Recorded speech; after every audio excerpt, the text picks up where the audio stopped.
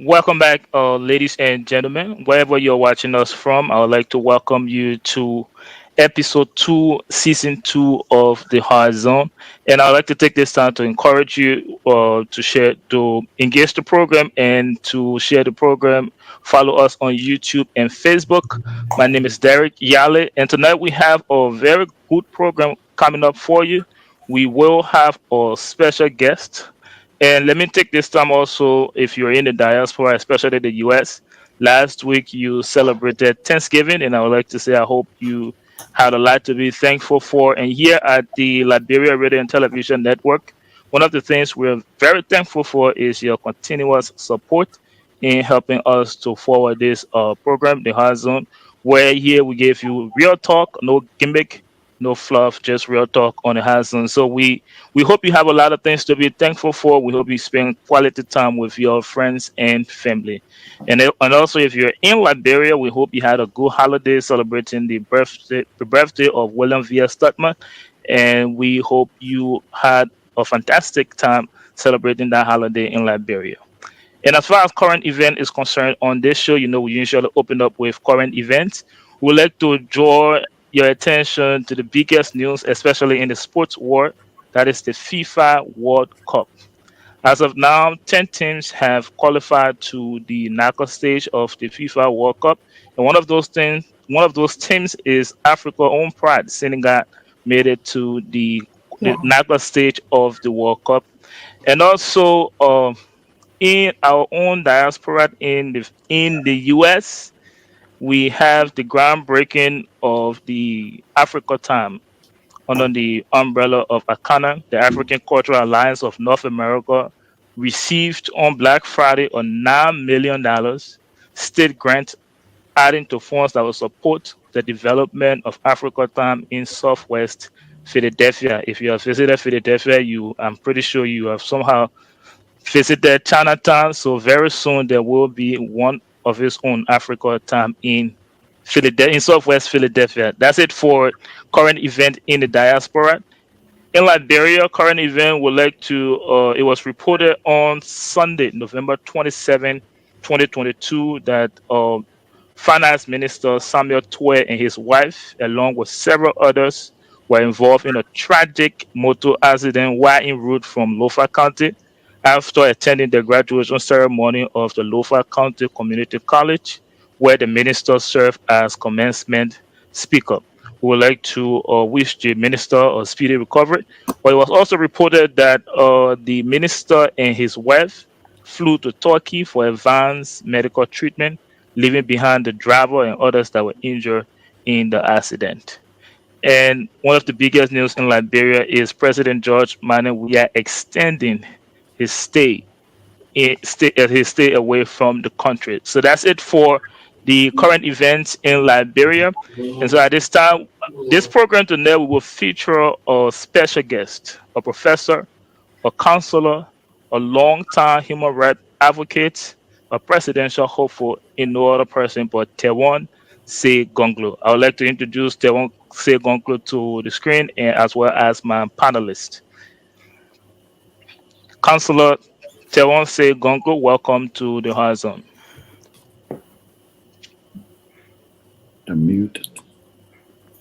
Did you hear me? Yes, I can hear you now. Okay. I said thank you very much. I'm happy to be on this forum, your platform for the first time. I don't think I've ever appeared on this platform. No. Thank you, and we hope it will not be your last time. And also, let me introduce to you my panelists. I know you see their faces every week on every episode of the High Zone. Let me start with you, the Lord Mayor of Bentor, Robert Mitchell Crawford. Welcome to yet another episode of the High Zone. It is certainly a pleasure to have me here, Councillor Gongloe. Welcome to the show, and good to see you. I'm hoping that you're having a good time right in the United States. So good to see you. Thank you, Mr. Ja Wingen Weah. Tonight you have your man on the show. Well, welcome to the episode.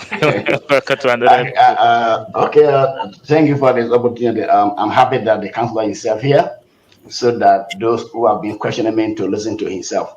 Welcome, councillor. Thank you, Bloje Choppy Charlie. Welcome. Welcome to another episode. Yes, always nice to be here and good to see the counselor. Refreshing. He's here to talk about his desire to govern the country. And I must also take this time to say special thank you to him for some of the services he has rendered to our country. Despite I'm standing the opposite side of the politics, but it's always good to say thanks to someone who has served the country and done some good things. Remember some of the things he did in the past. So thank you, Councillor, as we have this discussion. You're welcome. Thank you, Honorable Sylvester Wamplu. Before I allow you to introduce yourself, let me just say to you the words that I got from my production team on the last episode when you were unable to make the episode. They said you a vest. They say you're vest. When you got computer and all you say you're ready to get on the episode. But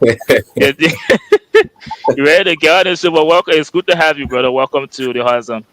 Thank you, Derek, and good evening to the most powerful and presidential candidate, and I most talk about presidential candidate in Liberia, and although new face like Sylvester Wamplu in the Liberian politics, more especially on a different perspective, different vision. And good evening, Councillor, and I thank you for coming on this platform. I'm Sylvester Wamplu from Morovia District number 16, and also a representative aspirant, a representative hopeful. So thank you to have you here, and we have a lengthy interactions. I will treat you like I'm at this House of Representative and you are the president. So that's how we treat you here in terms of argument. I love that. We asked the man to introduce himself. The man started attacking. Let campaign. But let's come to you, Bishop Hager. Welcome to another episode of the Horizon. Thank you very much, Councillor. We are honored to have you tonight, and we are looking forward to a very meaningful, impactful conversation tonight. Thank you. God bless you.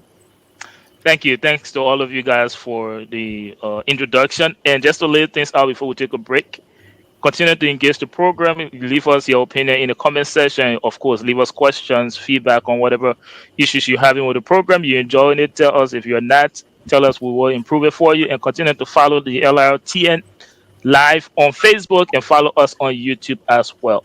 Before we take a break, let me leave you with what we're going to talk about after we come back. We will begin with a general questions section with the consulate, and after that, we will talk about national issues, including President Weah extended vacation, or is President Weah incompetent? We'll talk about the census fiasco, the legislature's role in the government performance, the opposition. We'll talk about 2023 elections, and also we'll take a break after that. And when we come back, we will talk about the consular election bid. We have all of that waiting for you on the program tonight. Continue to stay with the Liberian Television Network. My name is Derek Yale, and we will take a very brief break, and we'll see you later.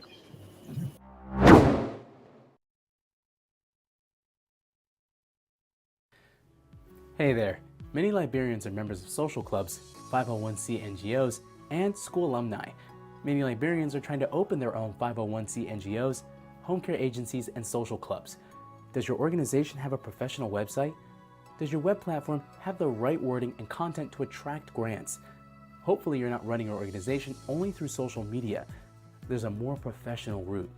You need an online space where you can craft a positive message about your organization, making your home health agency more credible, which will increase your chances to receive grants. We'll build you a responsive platform for 501c organizations, healthcare agencies, and other types of organizations.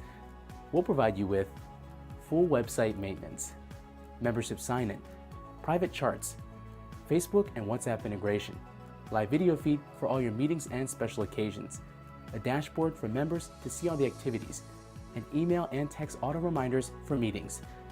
We'll build with donors and 501cs in mind, and will help you solicit grants and automatic membership due collections. Building you this amazing platform will only be a membership fee of $19 a month. Call or email us now. Let's upgrade your website. Home health agencies and small businesses, you owe it to your company to project the best image possible, and we can make it happen. visit www.tiamit.com or call 215-966-8679. Ask for Tommy.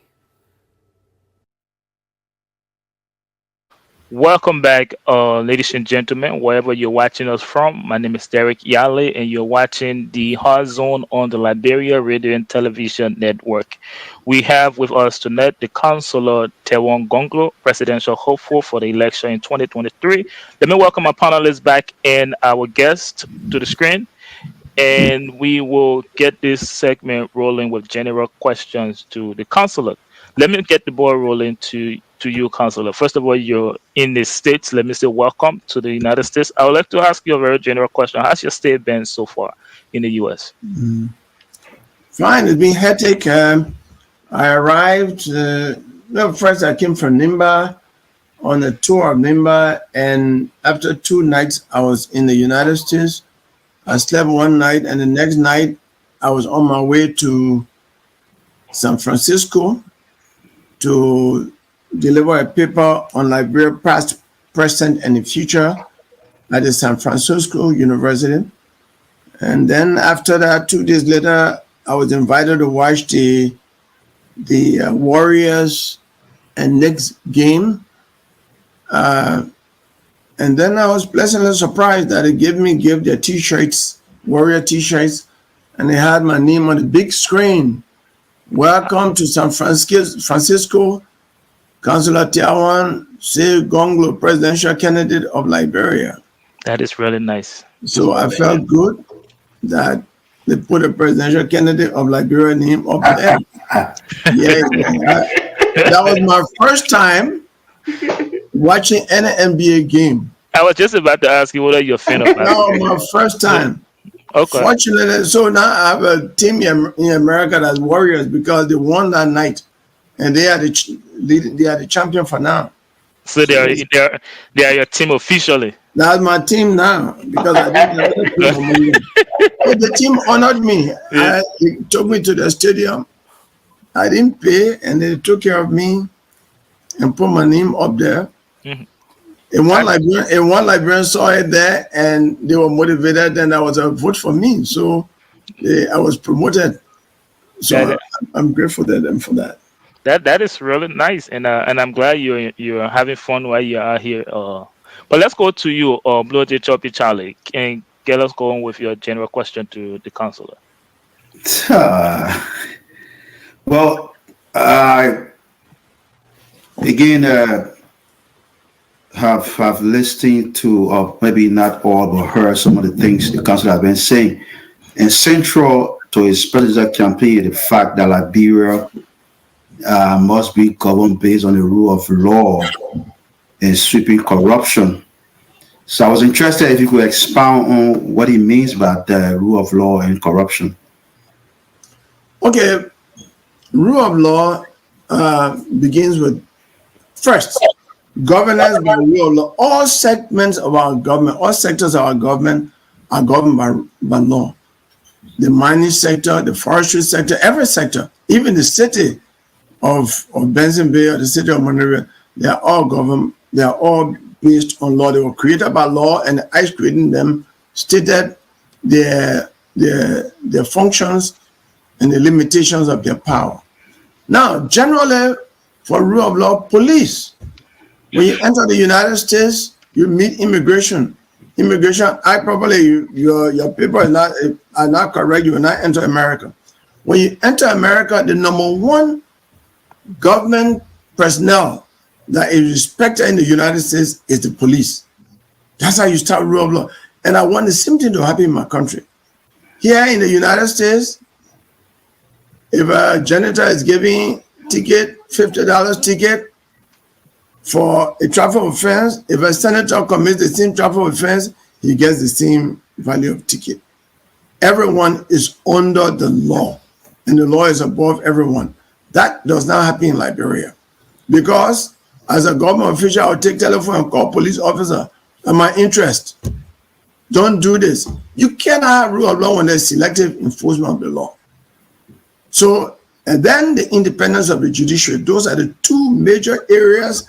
If you want to strengthen the rule of law, that you should make sure that the police performs its duties without interference, without hindrance, without obstruction, and the independence of the judiciary so that judges can do justice fairly and impartially must not be disturbed by anyone in government. Most often, is officials of government in the executive that tend to undermine police function, that tend to undermine the function of the judiciary. Therefore, I've said in the first 100 days of my government, I will issue an executive order that any minister or official, any official of the executive that interferes or undermines or even obstruct police function will be immediately dismissed upon hearing that fact. And another executive order that any minister or high official of my government that interferes with the judiciary or obstructs the independence of the judiciary in any manner, whether from the magistrate court to the circuit court, the justice to the Supreme Court, and any judicial officer, including magistrate, police, sheriffs, marshal of the Supreme Court, we have to respect the sanctity of these two institutions for the good of our country. Thank you, Councillor. If I could go a quick follow-up. Yes, please. Yeah, but Councillor, somebody could say these are all aspirations. It's good talk, it's politics, these are all aspirations, but there's no concrete in terms of how do you achieve these things. I mean, I'm hearing a lot of talk, which we consider as fluff. But I'm hearing substantive. How do you achieve this? I didn't hear any example how the executive undermines the police or the rule of law. Can you be specific in terms of example, and how do you intend to achieve this? Aspirations about how can it happen? Well, I just said that I will issue an executive order that if any official of my government interferes or obstructs the function of the police in any manner, and I told you how it happened. People can take telephone and call police officers. When the police stop people right at Vamoma, for example, you see somebody, a young lady showing the telephone to the police, or a young man showing the telephone. Somebody wants to talk to you. Most often when that person talks to the police, they say, okay, go. How do you expect the next person, the next driver to look at the police? And if the next driver commits the same traffic offense and the police goes to arrest that driver, then that driver starts arguing with the police because he sees the police as unfair.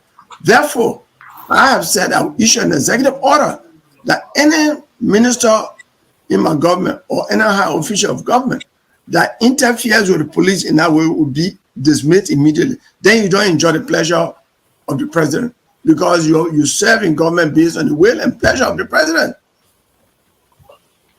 Thank you very much, Councillor. Before I move on to you, Bishop Hager, let me take this time to introduce Reverend Addy. Reverend Addy, welcome to the show, and we have with us the Councillor Tiawan Saye Gongloe. Thank you. Councillor? Bishop Hager, before I come to you, let me introduce Reverend Addy to the show, and then we can come to you for your question. Welcome to the show, Reverend Addy. This is we have with us Councillor Tiawan Saye Gongloe. Well, thank you very much. Thanks to Councillor Gongloe, our presidential aspirant. Thanks to all of the panelists. It is my pleasure being here and a privilege to be a part of this all-important exchange for our presidential hopeful, Councillor Gongloe. Thank you. And Reverend Addy, if you are related to the late Justin Addy, then my sympathy. Yes, my oldest brother. Oh, he was a good friend of mine. When I was teaching assistant at the university, he was a part-time teacher in the economics department. Yes. Thank you.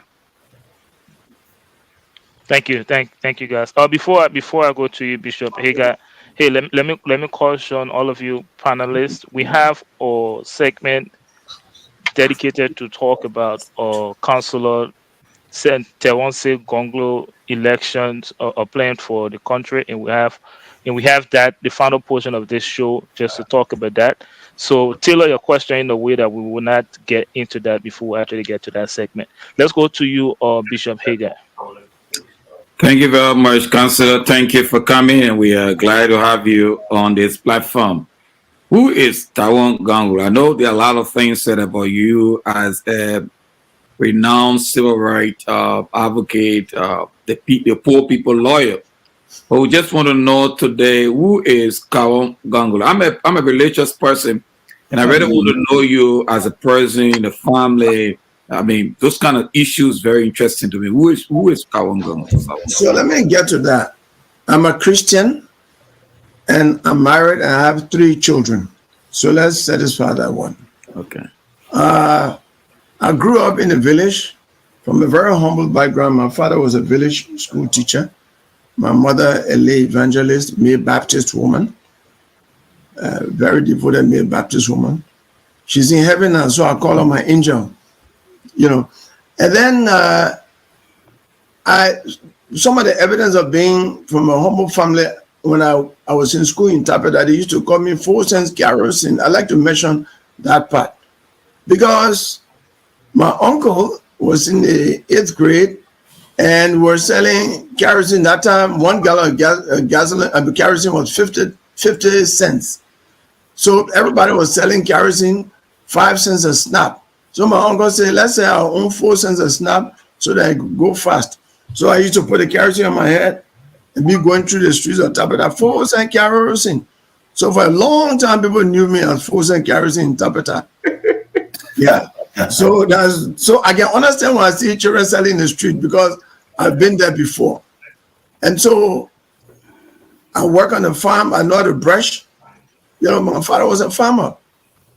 And so I can say that. But I'm a lawyer. You know that. I'm a lawyer. I teach at the University of Liberia. I teach at the law school. 3 courses: human rights, criminal procedure, and criminal law. Sometimes I teach constitutional law in a magistrate training school at the Temple of Justice. I offer free services at police academy. I teach senior level officer course. The current police director was one of my students in one of those courses. And I call myself a peacekeeper, one-man peacekeeper. Every time young activists, political activists, students are arrested and detained, I'm always there to represent them. When journalists are arrested and detained, I'm there to represent them because when there's no intervention, those detentions tend to raise tension, and then it can undermine peace. And so I go and bring, and resolve those issues by providing free legal services to people who find themselves in difficult legal situation. For example, the current leaders, Jefferson Koji, the chairman of CDC, Carlasco, who works with the president, so many of them, maybe over 10, 20 of them, at one time or the other were represented by me to get them out of the police station or the magistrate court. So that's what I do. And people know a lot about the other things I do. I work in government. I was Solicitor General. I was Minister of Labor, and I resigned in the 5th year of President Selip's government. I worked, and I was doing a first term. I worked as executive assistant in my early 30s with President Tiawan Saye when he was interim president. And during that time, served as a presidential envoy, at least one time. So, yeah. Thank you. In a final question, I may be wrong, but I always believe that one of the problems we have in Liberia is the kind of a decadence of our family structure. That we have strong family, the nation will prosper quickly. What's your view on that? Taking into consideration today, our brand of political leaders, most of them do not have good family structure. No, that is not debatable. Wow. That is not a debatable issue. That's not anything that we can debate over. The world over. Even, just in a country, the family is the basic unit of any society. Yeah, 7101. Yeah, that is just, so let's leave that issue. That is something that you can't argue about. I agree with you, Bishop. Thank you very much, Councillor. Let's move to you, Bobby Mitchell Crawford. Welcome, Councillor Gongloe. How are you? or Lord Mayor? That's Bensonville. Or you say Mayor Benton. of Bentoy. Okay. I know it is a recurring theme that you have talked about exclusively. The Liberian People Party, corruption, and you have that symbol of the broom that you want to eliminate corruption. But I want to focus on good governance. And let me go back to, that was in 2012. You served as a keynote speaker at a program, and it was captured by the Heritage newspaper. You called for the resignation of Ellen Johnson Sirleaf because she absorbed some of her family members into the government, and you accuse her of nepotism. I agree with you because, in fact, the 1986 Constitution, Article 5C, clearly states that nepotism was wrong. And it was the same Ellen Johnson Sirleaf who, in that same year, 2012, she issued Executive Order 38, the public code of conduct that frowned upon nepotism. Now, my question to you, Councillor Gongloe, rule of law or good governance is something that's eluded Liberians in the Liberian way of governing for a very long time.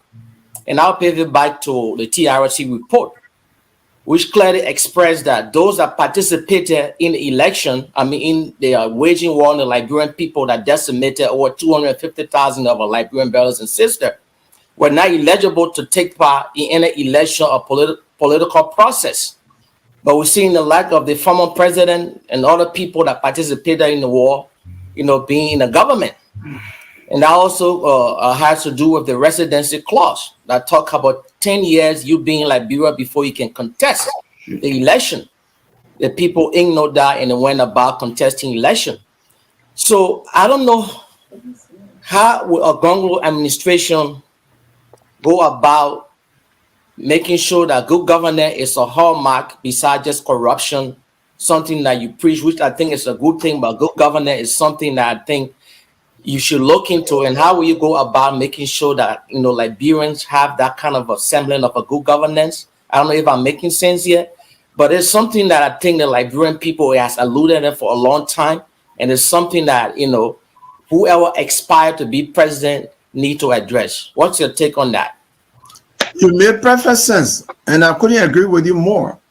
Again, just like the bishop, I told the bishop, that's not a debatable issue. But you cannot have good governance if there's endemic corruption. Removing corruption from the governance of our country is a major element of promoting good governance. Because if you have corruption with the police force, with the judiciary, with the executive branch of government, with the legislature, there can be no good governance. All right? So I agree with you that every aspect of good governance must be taken into consideration, including some of the things you stated. But the best way, to make sure that there's good governance is to govern by rule of law, to run every sector of our economy in accordance with the law controlling that sector. That is the way to promote good governance. Look, you are Lord Mayor. You can have 10,000 people sweeping that your bento every hour. As long as you don't enforce the city ordinance against littering in the streets of Bento will be dirty. So rule of law is quite important. I've seen it in Kigali. They have people in the street. You don't drop any dirt in Kigali. I've been there twice. You will bear the consequences in accordance with the law. So now you're putting people in the street to sweep, but you must enforce the certain ordinance. So enforcing upholding the rule of law, combating corruption are two major elements in the way to build a society based on good governance. Just a quick follow-up, but like the people say, and that is nothing to ascribe to you to say talk is cheap.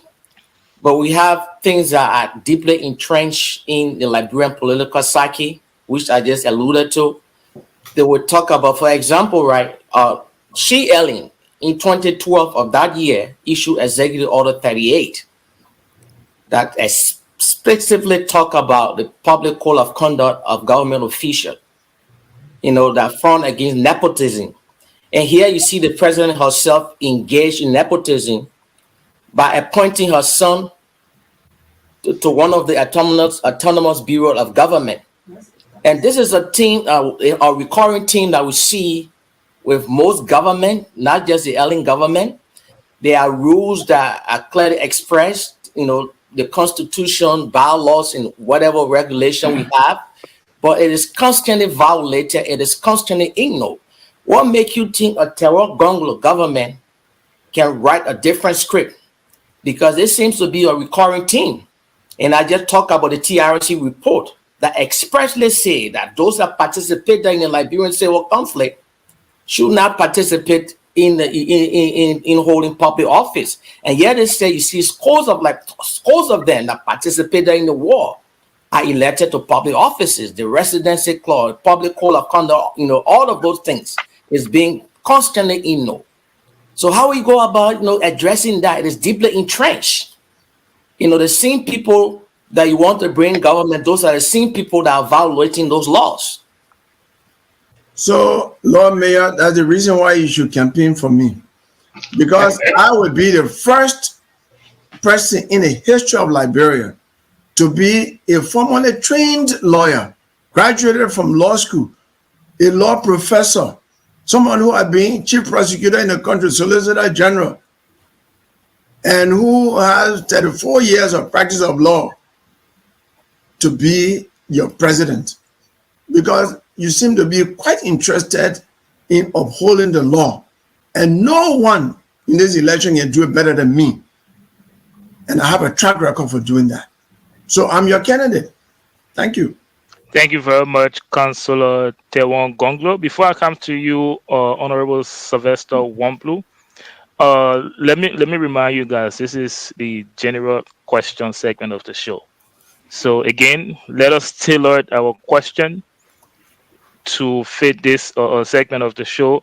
We'll ask the campaigning question. We'll ask for Councillor Gongloe playing on when he become president during that time when it is the right time to do so. I just wanted to provide that reminder.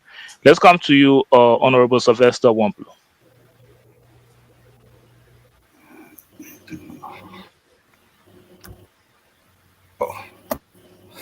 Thank you for the opportunity. Good evening again, Councillor. Good evening, lawmaker to be. Yes, and I my general questions, and I been drawn from my colleagues Blue Jay and the Lord Mayor. And Blue Jays were concerned about how best are you going to be able to solve this problem you talk about more, especially within the police force. And bulk of your debate is always around the law, because even if you will fight corruption, you must have a strong law to fight corruption.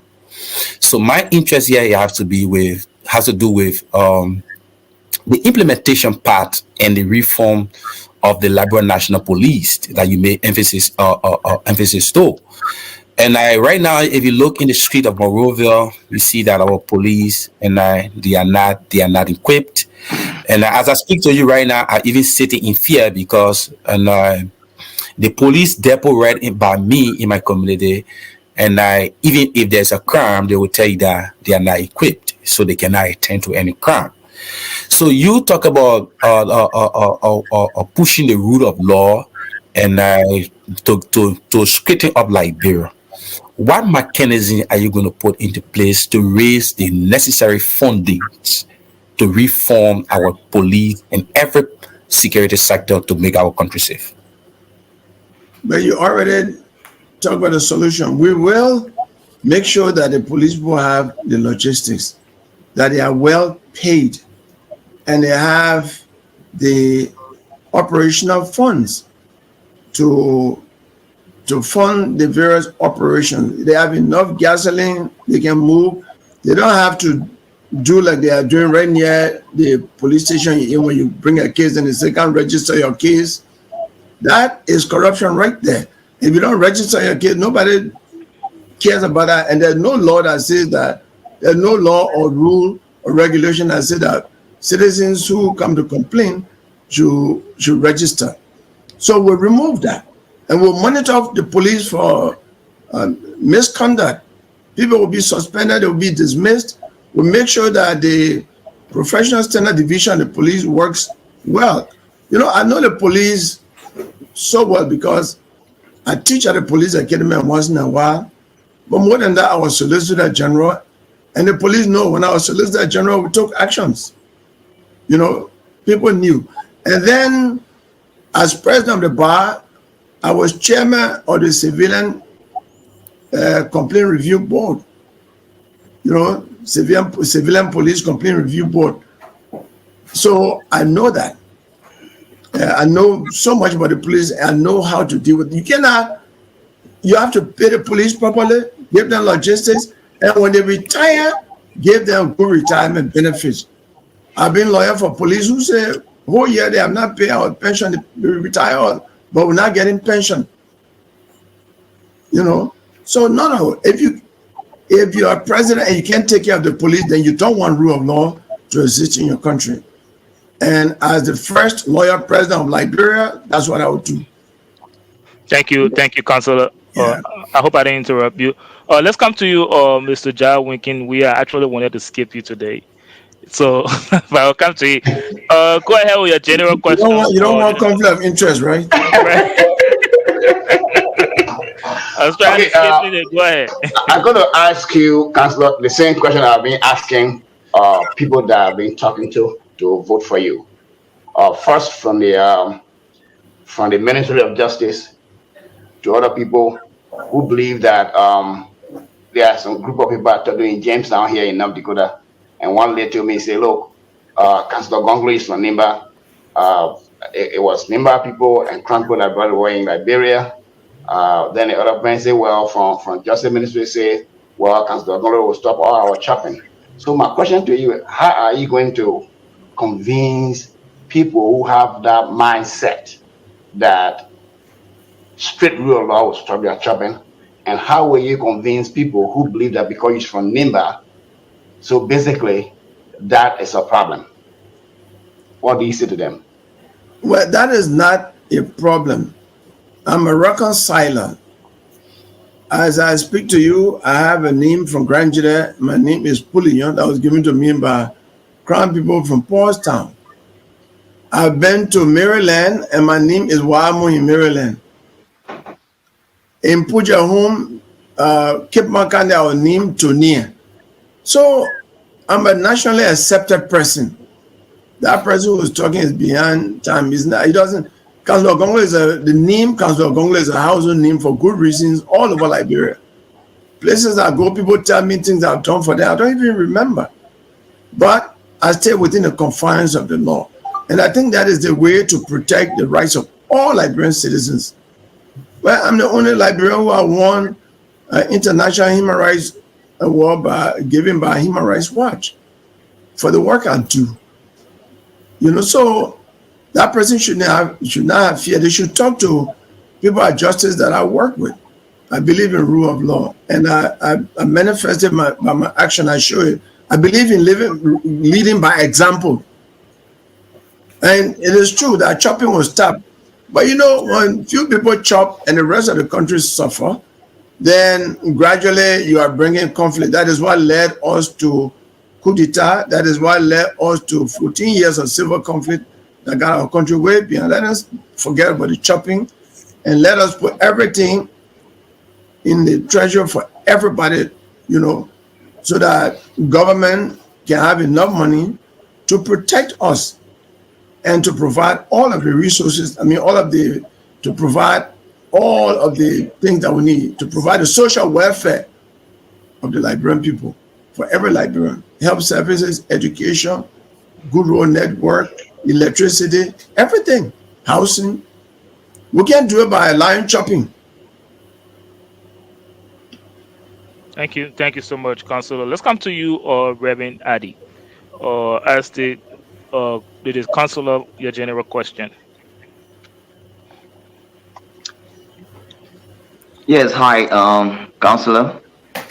My question to you will be, Brom is your symbol, indicative of corruption. You've come to clear out corruption. I want to ask you a very direct question for the clarity of Liberian people's understanding. I also know that you are a proponent um, of lifestyle audit.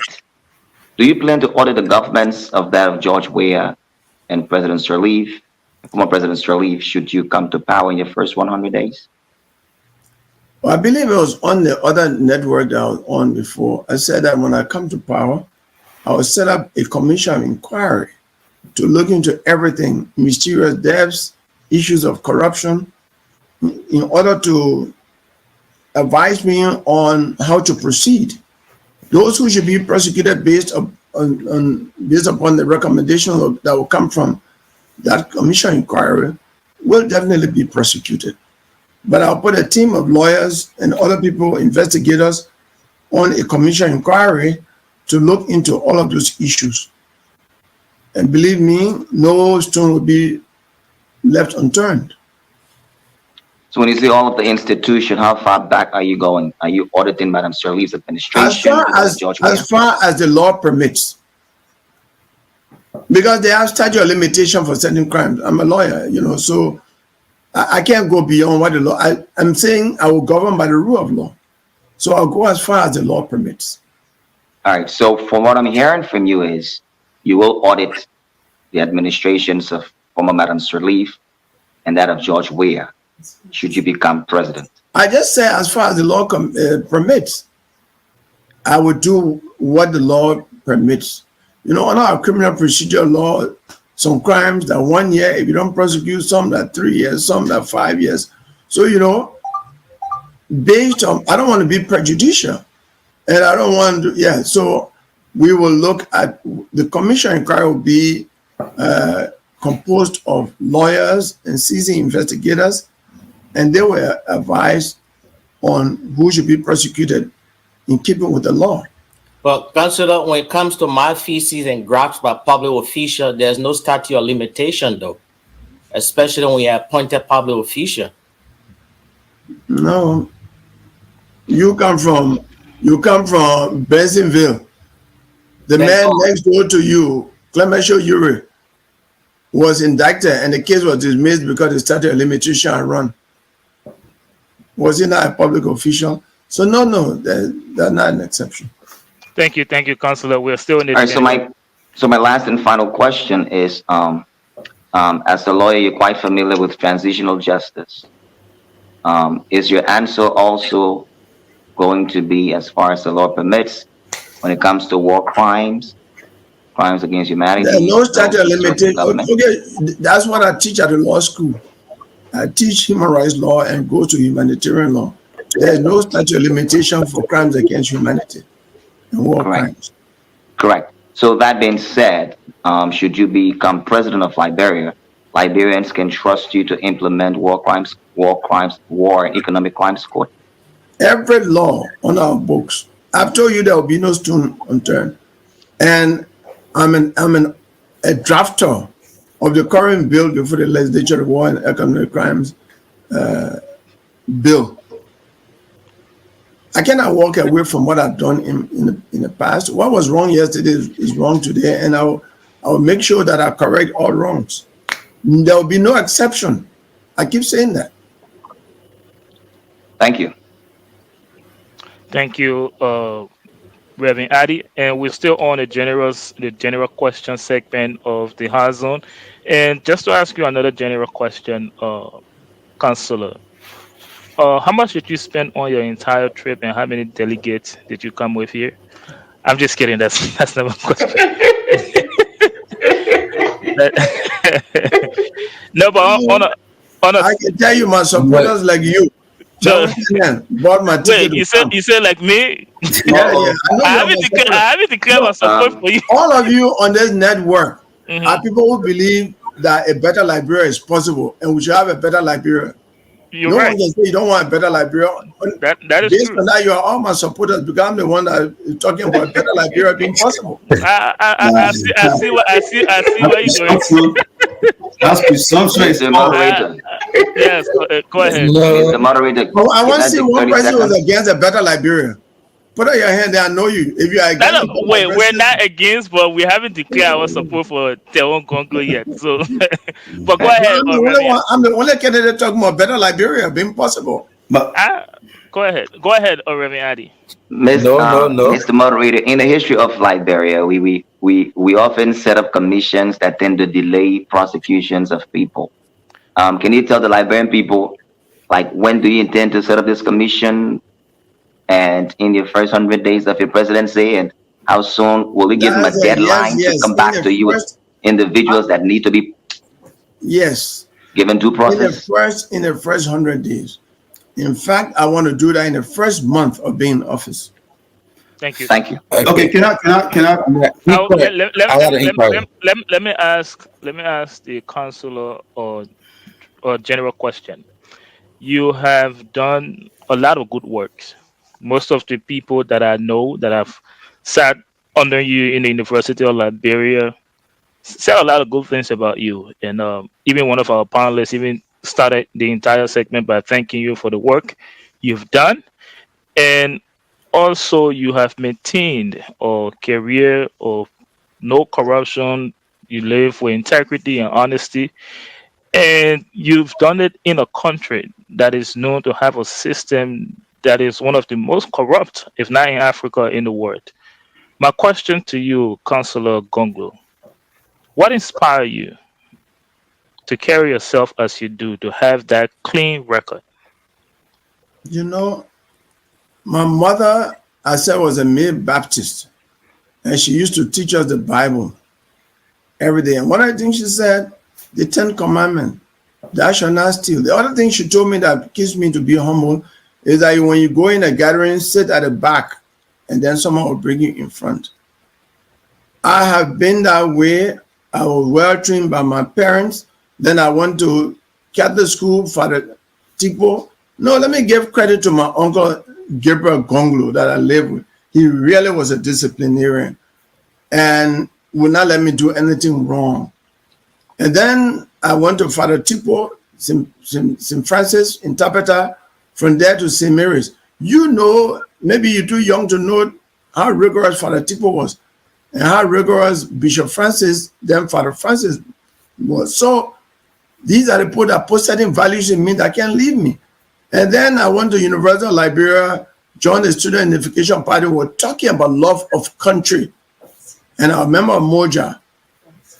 So these are the things that are modern. And then gradually I developed my own view. I said, look, I'm loyal.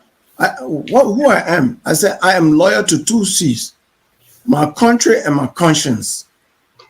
And because I love my country, I won't do anything that will harm my country, that will make my country look bad. And corruption and lawlessness make my country, Liberia, that was supposed to be a sweet land of liberty for all Liberians, look so bad. And I want to be the one that will bring that dream of making Liberia a sweet land of liberty for all Liberians. I believe my country can be as good as America, as good as Singapore, as good as Botswana, and many other countries in the world, so that Liberians can be proud. I want a country that all Liberians will be running to go back to and reluctant to depart from. That is the Liberia I want.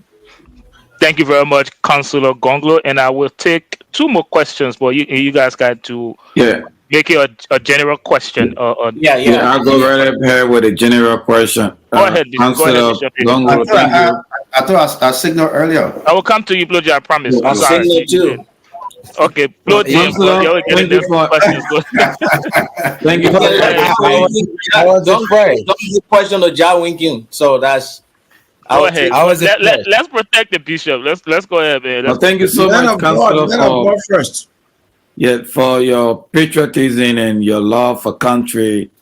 if I'm going to ask you on a general note, what would be one thing that you're really, really proud about Liberia right now, the state where our country in? You say this is one thing I'm still proud about our country. What would that thing be? Oh, I'm proud of Liberia because Liberia played a leading role in the liberation of. I mean, personally, Liberia, you see, what one thing that really gave presently? Yes. Wow. That's man. Okay. Let me think twice. You know, you see, I'm thinking about it. Well, the amputee. There's a problem. Okay. You know, that's your answer. Okay. Councillor Gongloe, I think the amputee team doing very well. The amputee soccer team, you're not proud of that too? Oh, the amputee. Yeah, the amputee team. Yeah, they're doing very well. Yeah, they are doing well. We have to look for something. We have to look for something to be proud of. That is true, and they do make me proud. But you know, maybe I was thinking about what I know. I just. But yeah, the amputee football team is doing well, and they make us proud. But the Lone Star team is not doing well. The amputee team, the amputee team that make you the amputee team that make you proud.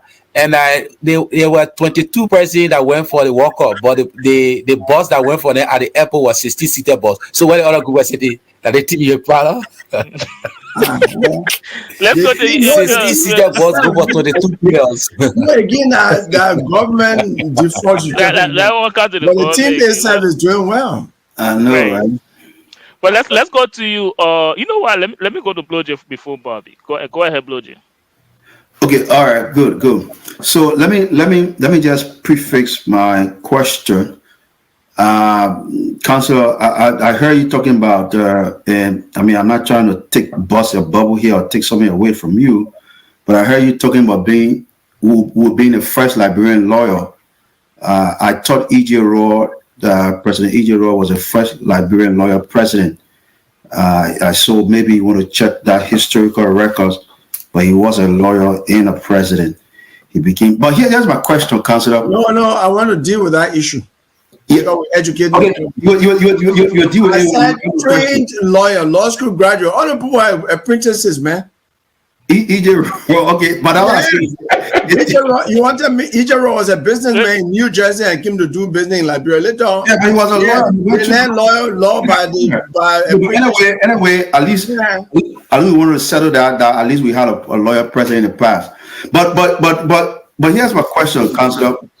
People have said, look, yes, Councillor Gongloe, you know, he's done some things, but he's late in the ball game of the politics. He can't win these elections, and he could be a vice presidential candidate or choice to anybody who is running. So I'm trying to figure out what is the role of the vice president. Blowjay. The main thing you want to be vice president. They're getting the role. No. I'm not saying that he can be the vice presidential choice, but I mean this question coming up raises a question to me that I'm trying to ask him because he's a lawyer and he's here while we're discussing general questions. So I'm trying to understand what is the role of the vice president. I'm not saying he can be the vice president or he should be a vice president. So the vice president is there to assist the president, and he is president of the Liberian Senate, according to the Constitution. I'm not sure. I think there's a question behind that question, but if that's what you say, you want to find out, that is it. Well, no, okay. So that question. No, I said there might be a question. No. I'm trying to understand in terms of the execution of that function. I'm trying to understand execution of that function. I mean, we're discussing general topics here. I mean, everybody has a constitutional rule. The policeman has a constitutional rule, but how can he perform that task? So, Blowjay, I just pulled out the Constitution. Let me read verbatim. Article 51. There shall be a vice president who shall assist the president in the discharge of his function. That's it. Nothing else, Blue Jay. Nothing else. I'm not asking you. Yeah, I'm not asking you. let's go. Wait, Sylvester. I'm Let's protect. interested in this question because people let have me said that. Give me his, Yeah. I'm telling you, people have said give 30 me his seconds. role. 30 No, no, seconds. let me end. People have said give me his role as a lawyer. He could be a strong vice president, and so I'm trying to understand why would somebody say that to him. And I'm not saying he should be, but I'm trying to understand how can he perform, or not him, or how can a vice president be strong?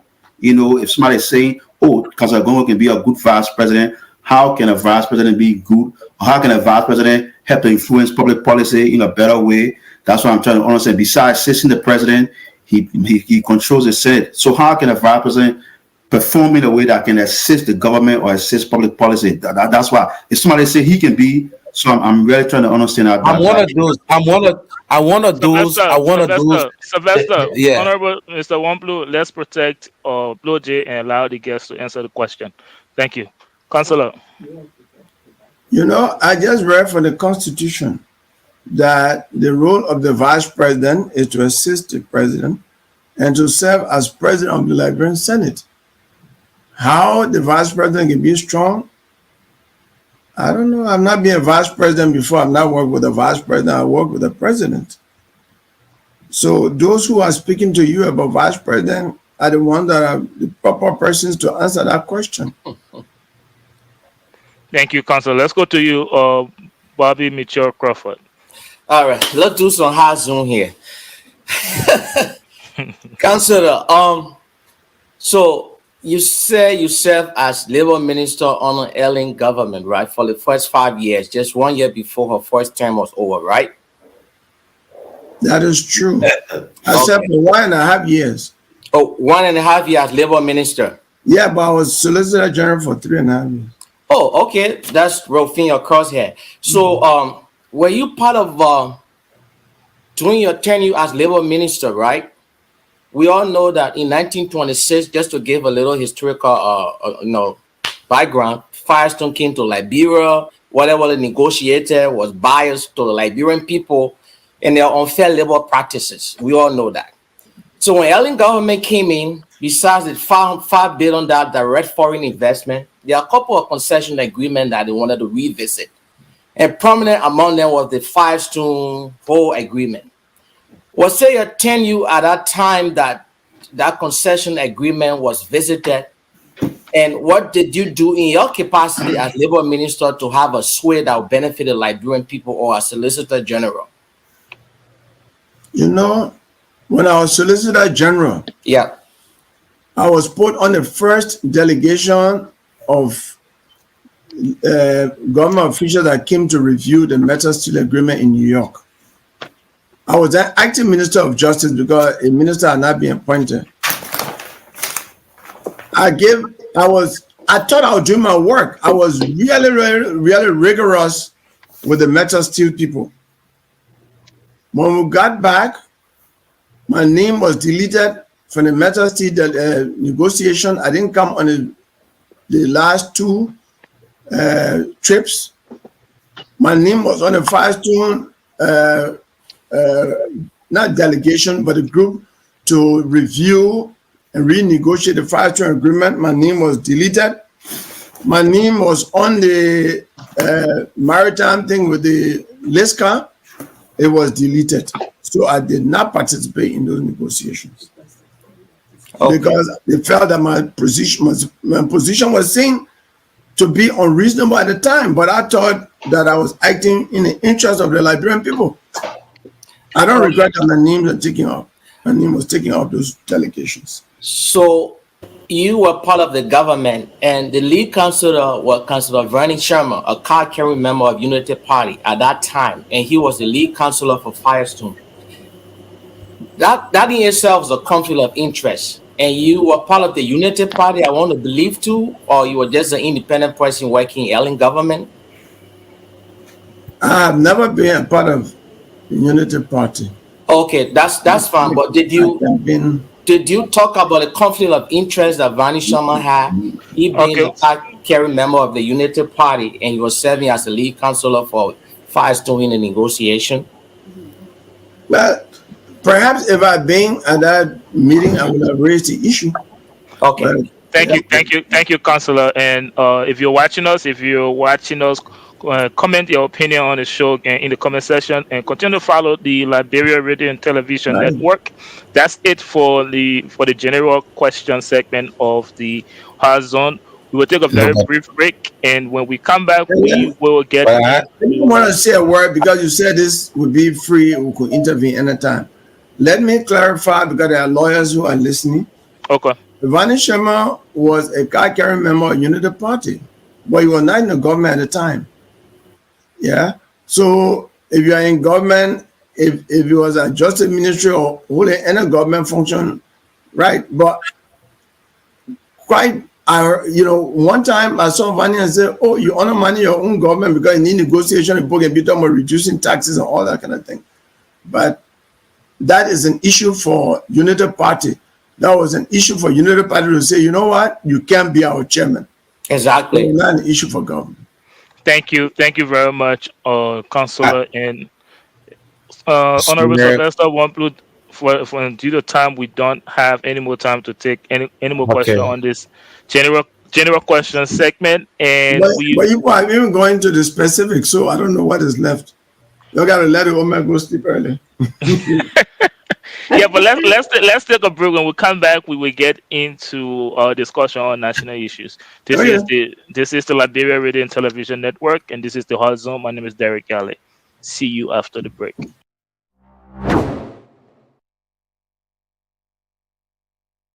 At Fatu's, we know what it's like to feel a little homesick. That's why we work hard to bring you the very best and freshest imported foods and supplies from home. With quality design African cloths, beauty supplies, and tasty African food items, you'll feel right at home. So what are you waiting for?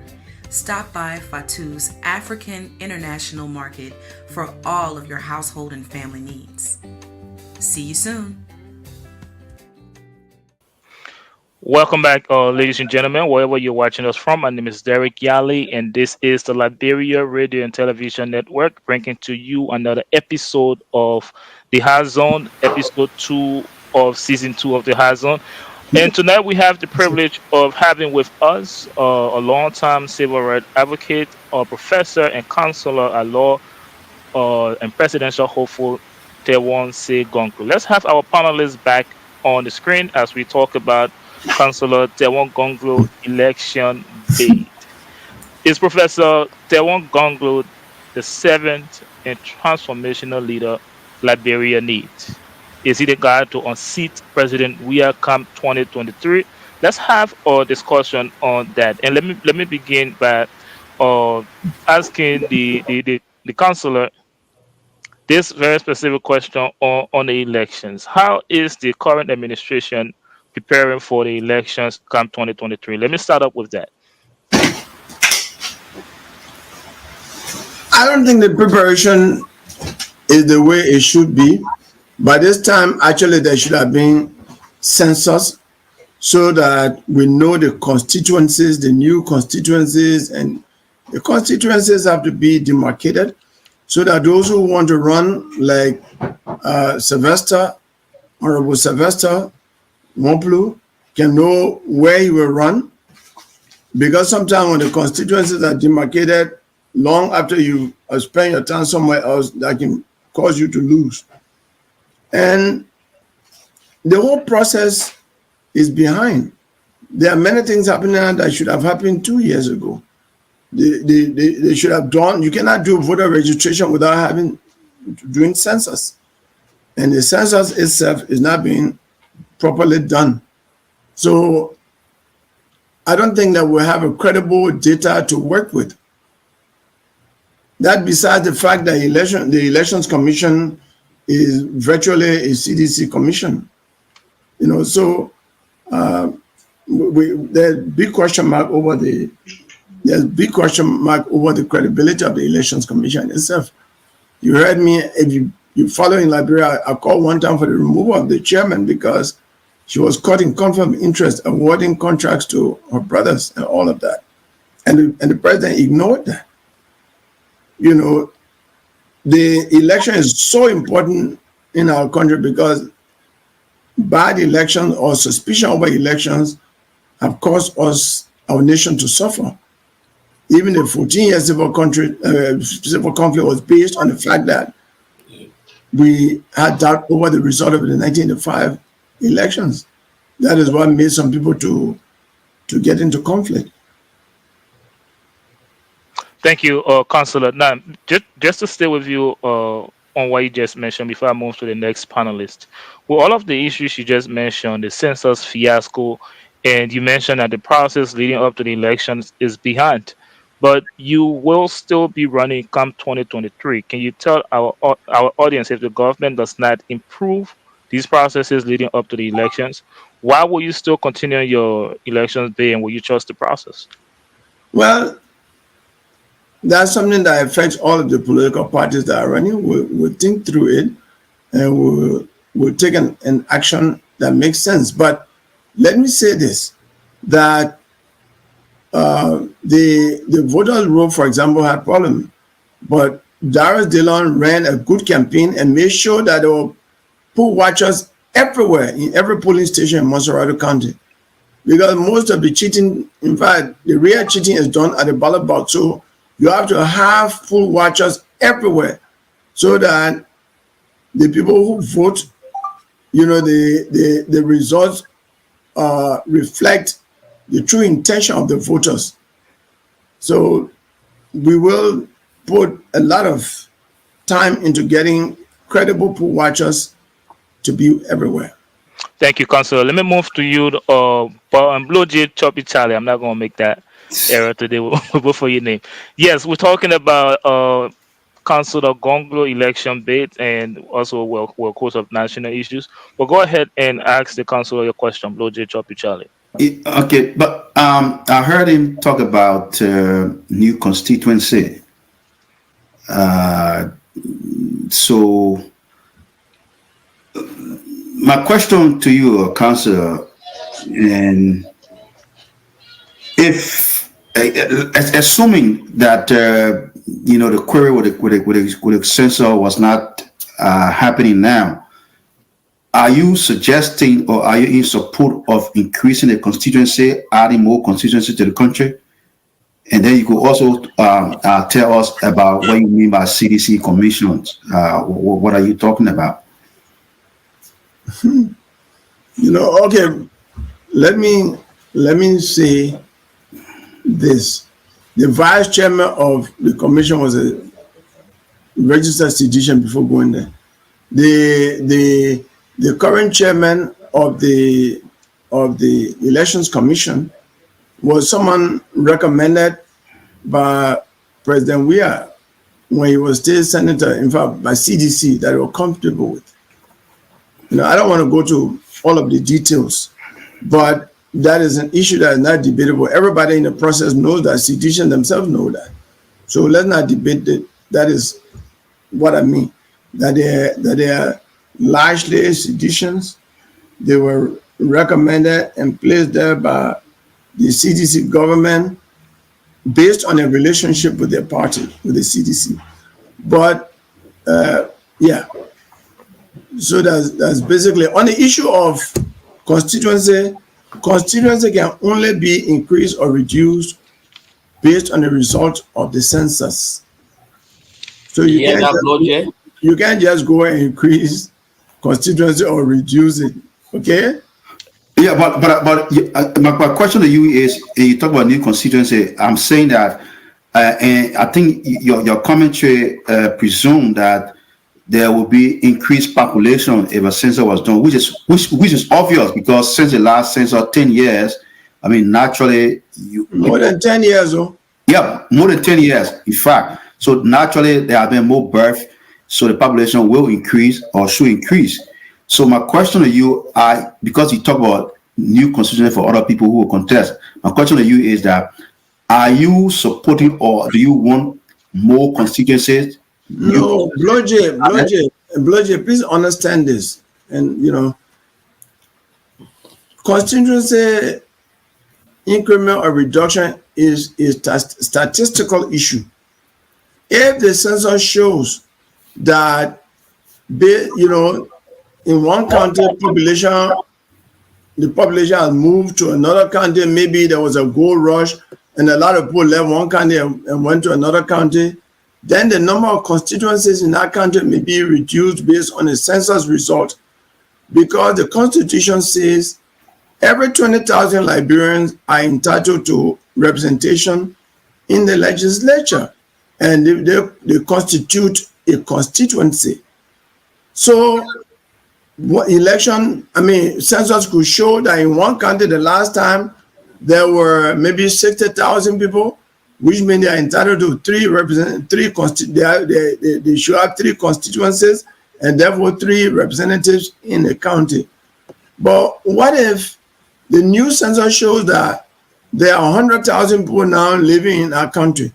Then there will be 5 constituencies, which means now their representation in the legislature will increase. That is what I mean. There could be reduction, it could be increment based on the activities, economic activities, famine, anything, flood, anything can make population to reduce, illness.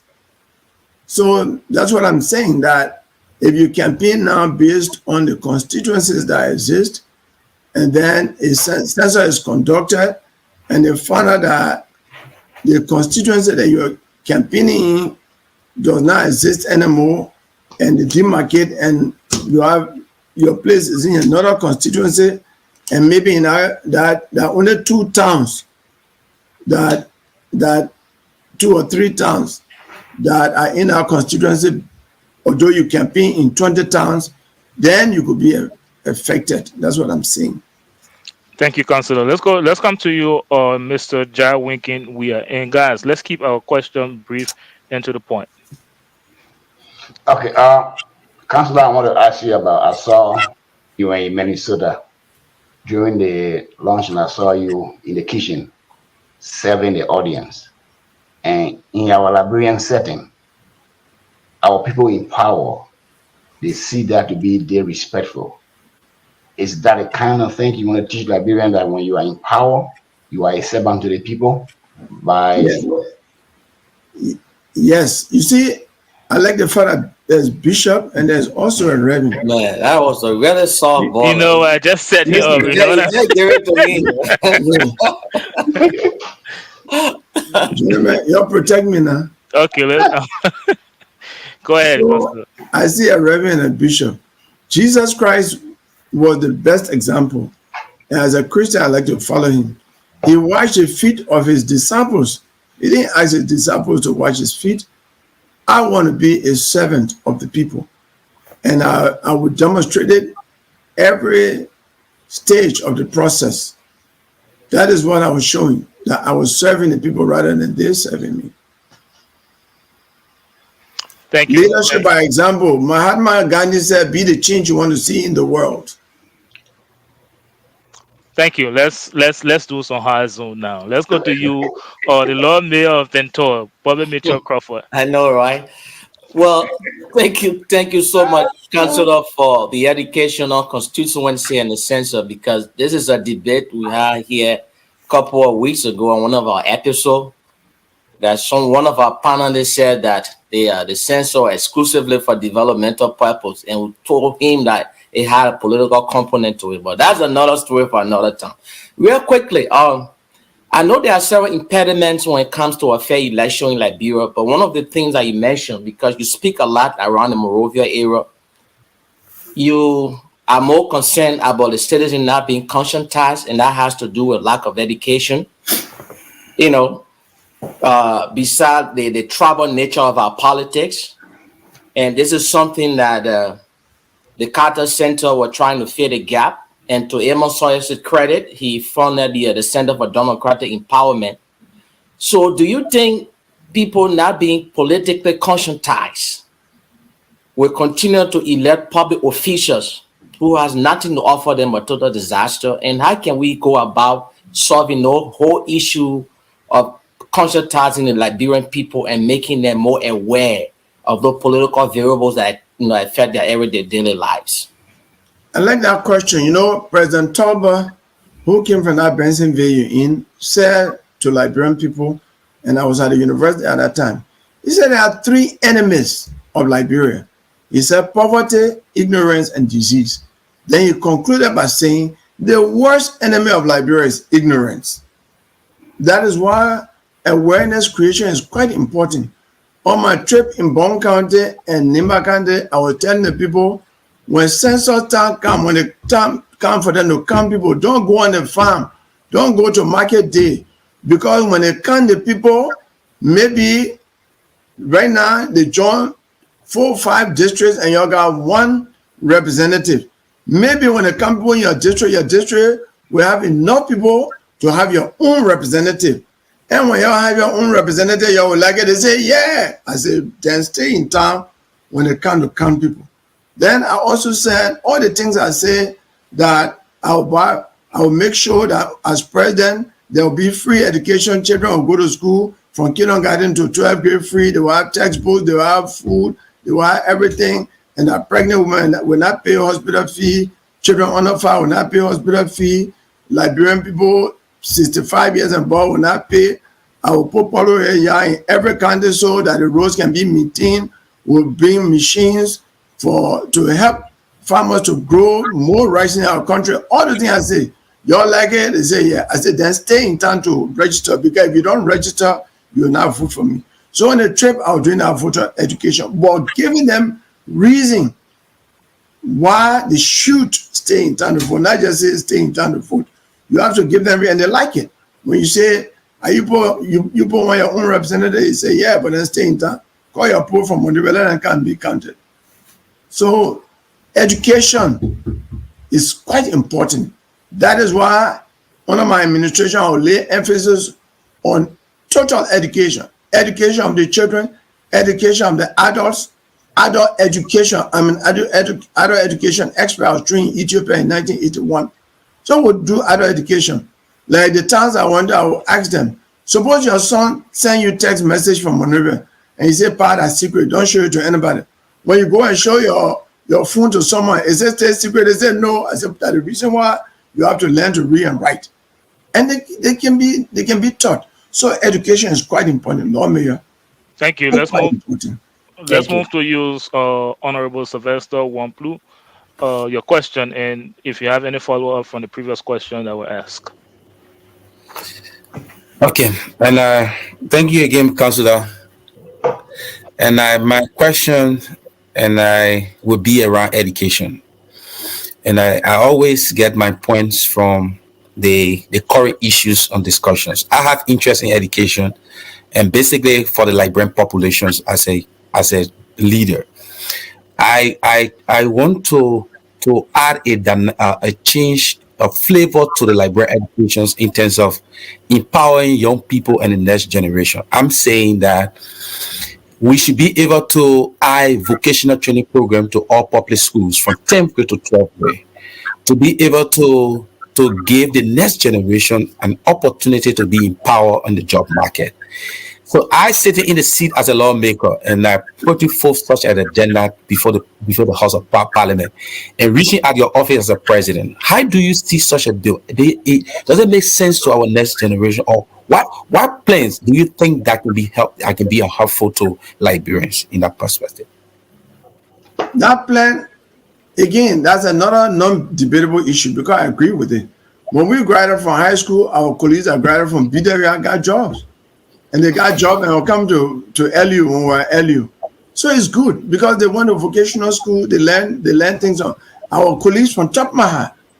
Some of them were working, they were photographers, they learned at Top Maha, and they were working with Ministry of Information and in class with us because they had skills that they were earning money from and coming to school.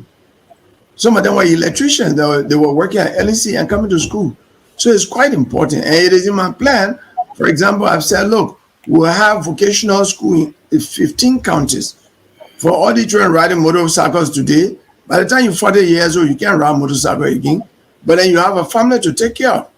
So, and even the young girls who are running from one market to another, jumping in a church going to Gorbachev. When you're young, you can do that. When you're 40 years old, you can't make it. So it is important for our country to create the capacity of our young people so they can be productive citizens, at the same time contribute to the development.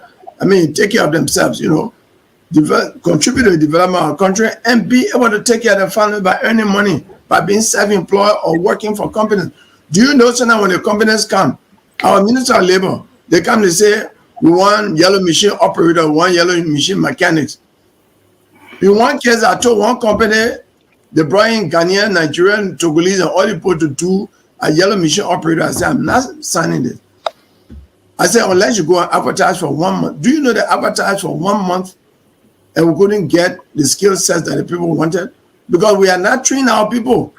We need to do that so our citizens can qualify for and benefit from the jobs that are created by different types of investment in our country. So I agree with you that the issue is, if you send that bill, I will sign it as president. Thank you. Okay, follow question. No, you don't like that answer? No, I love that answer. I love that answer because the reason is that is my number one priority that is taking me to the House of Legislature. That's my number one priority. So every presidential candidate that I interact with, and I put forth this idea because it is my number one pillar among everything I choose to do for Liberians, most especially to protect my next generation. That's my number one focus. But my follow question has to do with the issue of health, and because we are on your platform. So I have an experience and I touring and I almost the 15 counties in Liberia, most especially within the rural communities. So I want to know how soon or how possible are you going to tackle down those issues of health, more especially when it comes to drugs? It's talking about health practitioners going in the villages, because I'm also working with an NGO. So we goes in the villages and we understand, we experience these issues. How soon are you, or how prepared are you to tackle health issues in this country? How? We will start from JFK. When JFK was constructed, it was the best hospital in West Africa. For me, it is a shame today, as unfortunate as the Minister of Finance situation is, that he's not being treated at the 14 military hospital that we were told has the state of, was the state of the art medical facility, or the Bapolo Medical Center that was just opened. They say that the best in the country. On the Jackson Dole Hospital. JFK or the Jackson Dole Hospital. We need to strengthen our health system. We will strengthen our health system, and the evidence will be, like I said, Mahatma Gandhi said, be the change you want to see. Every month, I will go to one hospital in Liberia for medical checkup as president. And I will not give notice to the hospital, 1 month notice. No. We will make sure that government officials, the president, everybody use the health facilities in Liberia. That is the way we'll collectively improve it. 1 month I will go to Kipamas, the next month I will go to Sanicole, the next month I'll be in Greenville without notice. And so when we do that, we will improve the health system in the rural areas everywhere, and we'll monitor the process. Sometimes they can bring medicine in Liberia. Sometimes I was member of the Global Fund, the LCM. Sometimes medicine can be lying in Monrovia and it will expire. When you ask the Ministry of Health Authority, they say there was no vehicle to carry it to the counties.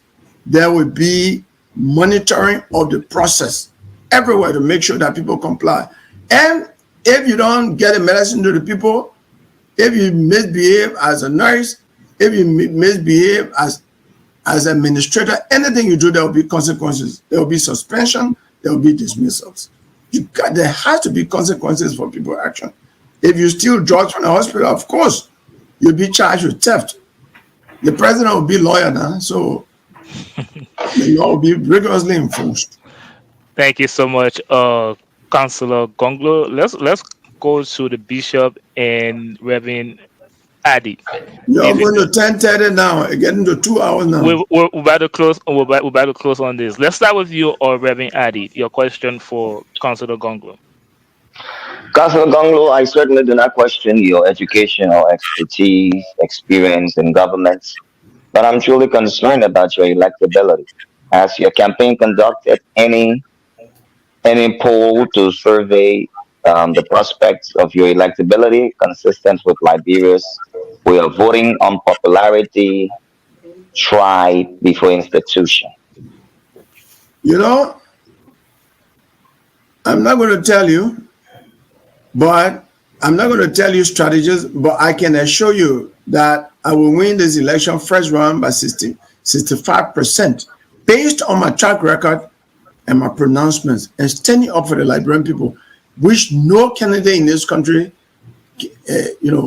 has any record to compare with me.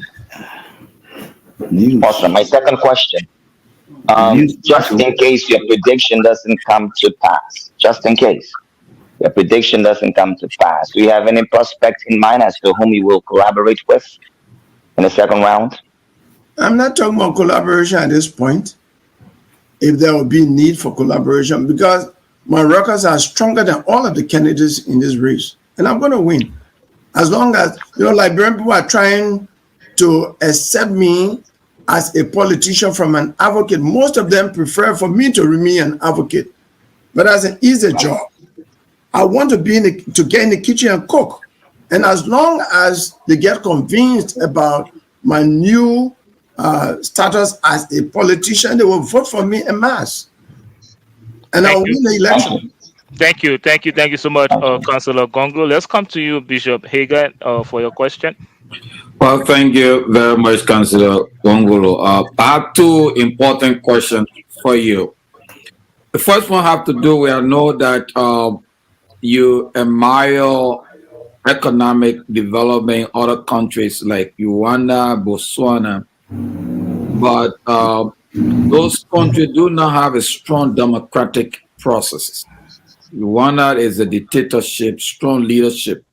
And we observe over African nations, those nations who have strong leadership, not taking into consideration the democratic culture, always do well economically.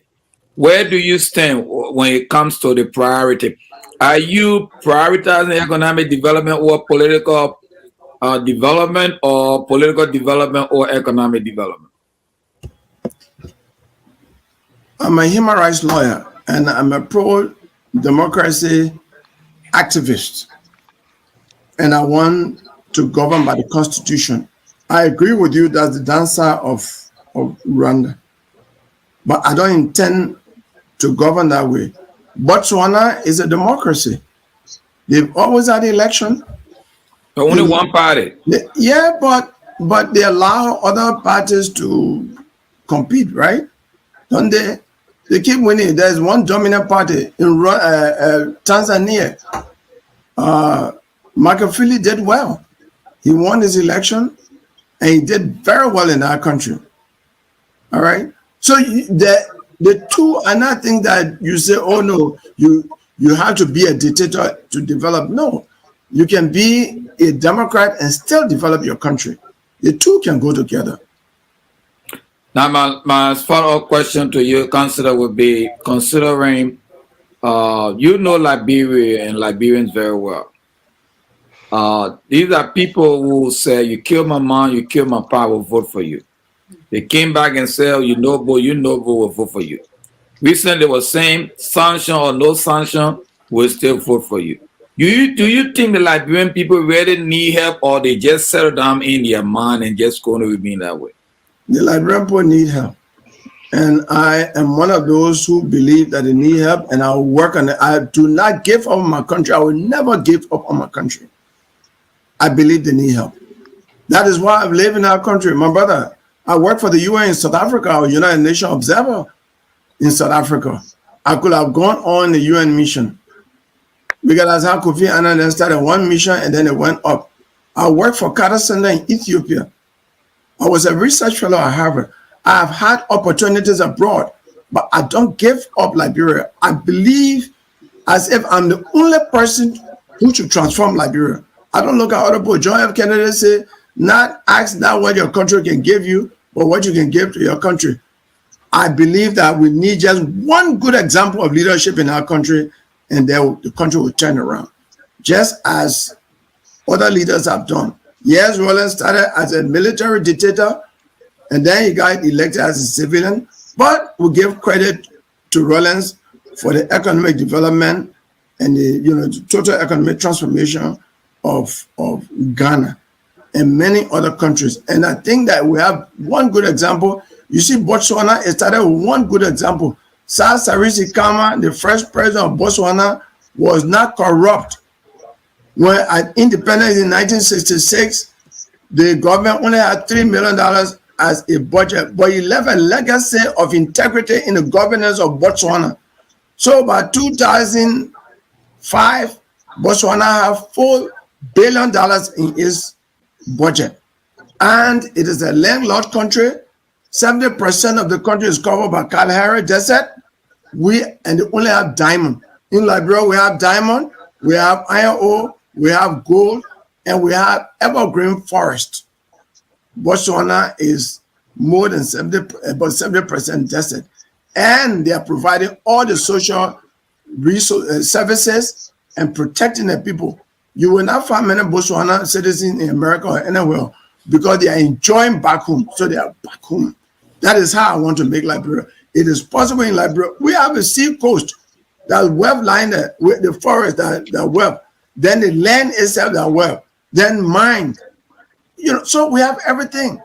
We just lack good leadership. So that is the one thing that I believe I've been advocating for and I'm prepared to do. In 2 years of my government, people will see progressive development. They will have hope. So let me just finally end with you, Councillor. You've been in the state regularly. I'm assuming that you are getting some help from very important institutions here because you need a lot of direct investment for the first 2 years of your government. Can you give the Liberian assurance that you have institutions here ready to back up your government? All institutions in Europe and America are prepared to support any good government.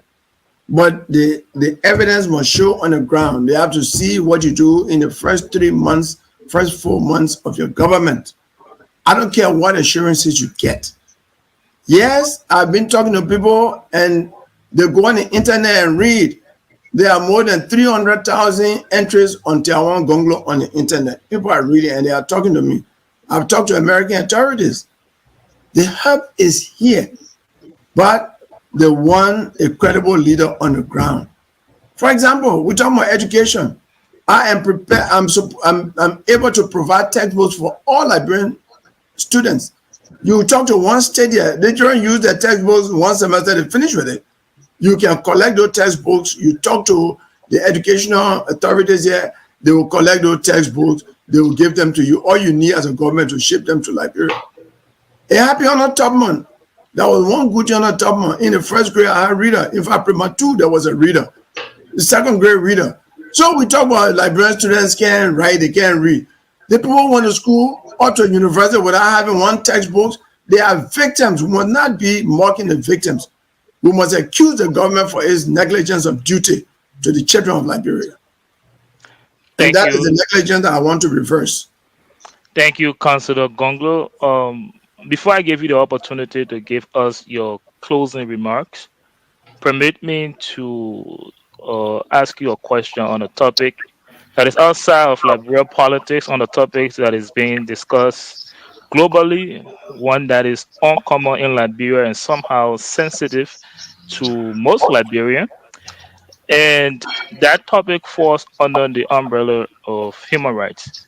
And before I ask you, my reason for asking you this question is because one of the political aspirants from the 2017 election is not being stigmatized as member of that community because of the comments he made on this particular topic.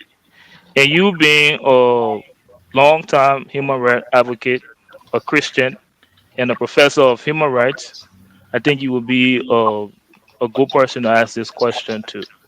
Now, my question concerned with the LGBTQ community. Honor Tiawan Gongloe administration, will you protect the rights of members of the LGBTQ community, or will you protect the right of members of the LGBT community, or for simple English, gay men and gay women, or what would be your policy on that community? I'm a human rights. I uphold all human rights under the laws of Liberia and under international law. So all rights in Liberia that are protected by law will be respected. That's it. So just to have you on the record, you will protect the rights of gay men and women. All rights under the laws of Liberia will be respected and protected. All right. Okay. There's a constitutional question Councillor, can I ask one question? I'll have to. I need to give the guest. I need to give the guest the opportunity to give his closing remarks. Yeah, but exactly. This is not. The concept could make one constitutional question he talked about. I can always come back, and you have my number. Thank you. So, Councillor, let me give you the opportunity to close out. You can ask long questions. So no, I never ask long question. Yeah, I ask short question. I didn't ask long question. I want to ask question about the rights issue. You talk about constituency and the constitution. I was giving time to give my party. Let give.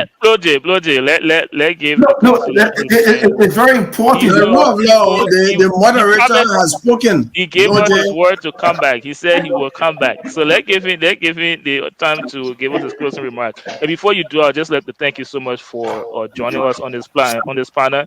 And we hope that it will not be your last time doing so. But give us your closing remark. Thank you. I want to thank you for coming on this panel. There's no other way to build our democracy than for people to have healthy exchange of views. That is the way to build a culture of peace. Democracy is based on dissent.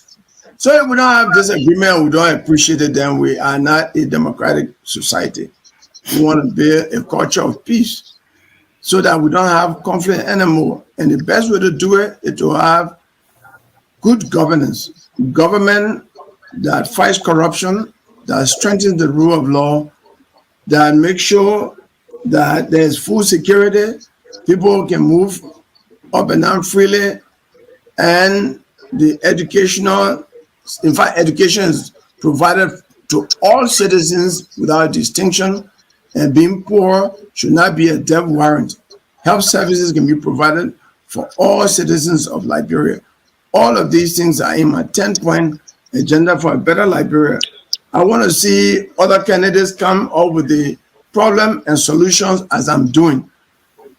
I don't keep anything away. I'm very open, and that's why you ask me a lot of questions, because I open myself. I'm a transparent person, and I want a better Liberia. So join me. Join the Broom Revolution for a better Liberia, because a better Liberia is possible. And I know after tonight, all of you on this panel will be my supporters, because you don't disagree with me. Thank you very much. Thank you so much, Councillor Tiawan Saye Gongloe. And thank you guys for the wonderful questions that were asked to the councillor. And at this point, let's take a very brief break. And those of you watching us, continue to follow us on Facebook and YouTube. And we'll take a very brief break. And when we come back, we will get into the other segment of our show. This is The Hard Zone. My name is Derek Galley.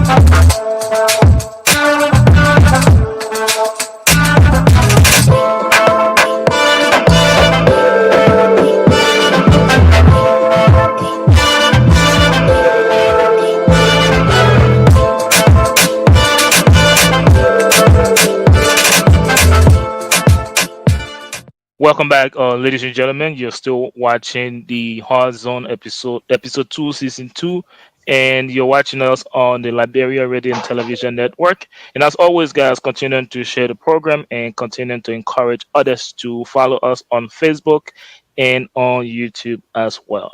And as we promised you this season, we introduce a new segment on the Hard Zone that is called Hustling in the Hard Zone. So I'm about to show you a clip about an entrepreneur, a barber in Liberia that actually got a whole lot going on. But don't take my word for it. Just go ahead and watch the video.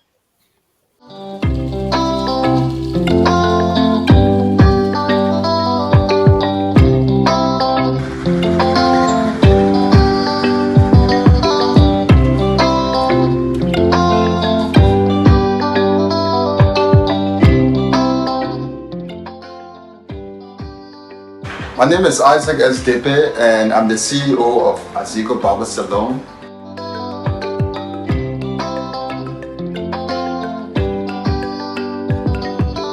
As you can see, we render several services here. It's barbering, grooming services, and we ensure that our clients are satisfied because customer satisfaction is what matters most. All right, Azigo Barber Salon was founded 1999 in Gardnersville, and then it moved to town, giving the high income earners in central town. So we making sure that looking good is a business, and so we have dedicated our time to ensuring that our clients are satisfied before they leave.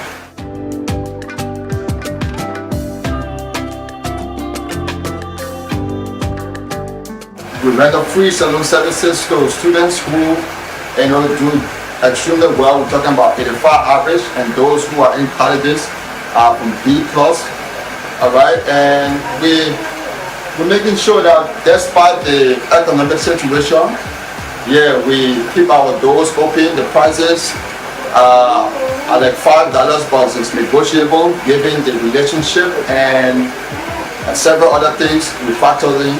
So you can see Azigo Barber Salon is open 8 o'clock to 10 o'clock. We work long hours, even Sundays we are here.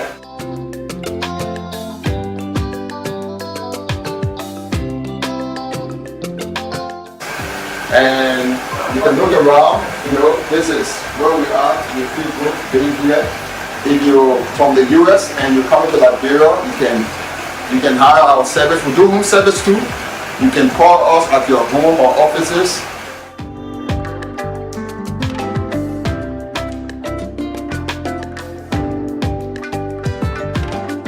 Let me show you the aloe vera we're growing, because aloe vera is something that is used by the women, and it's for skin. This is aloe vera gel. We're growing it because it's very good for the whole body, the health, So these are some of the agro things we involved with.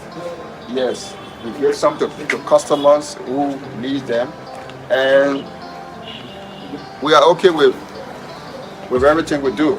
So to all our clients who are out there and is going to watch this video, those in the US, if you come into Liberia, you can take advantage of our little spot. You can rest assured that you'll be satisfied when we run the service.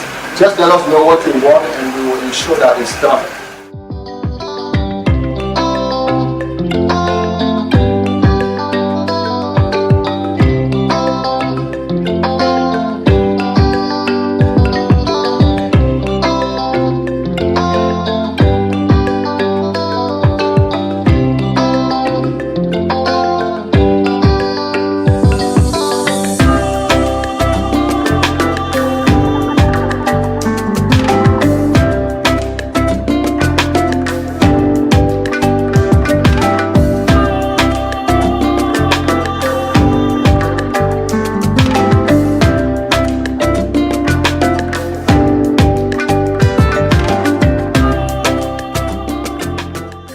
Welcome back, and we have transitioned into the icebreaker segment of the Hard Zone. And guys, let me say we have a very interesting topic for the icebreaker section for this episode.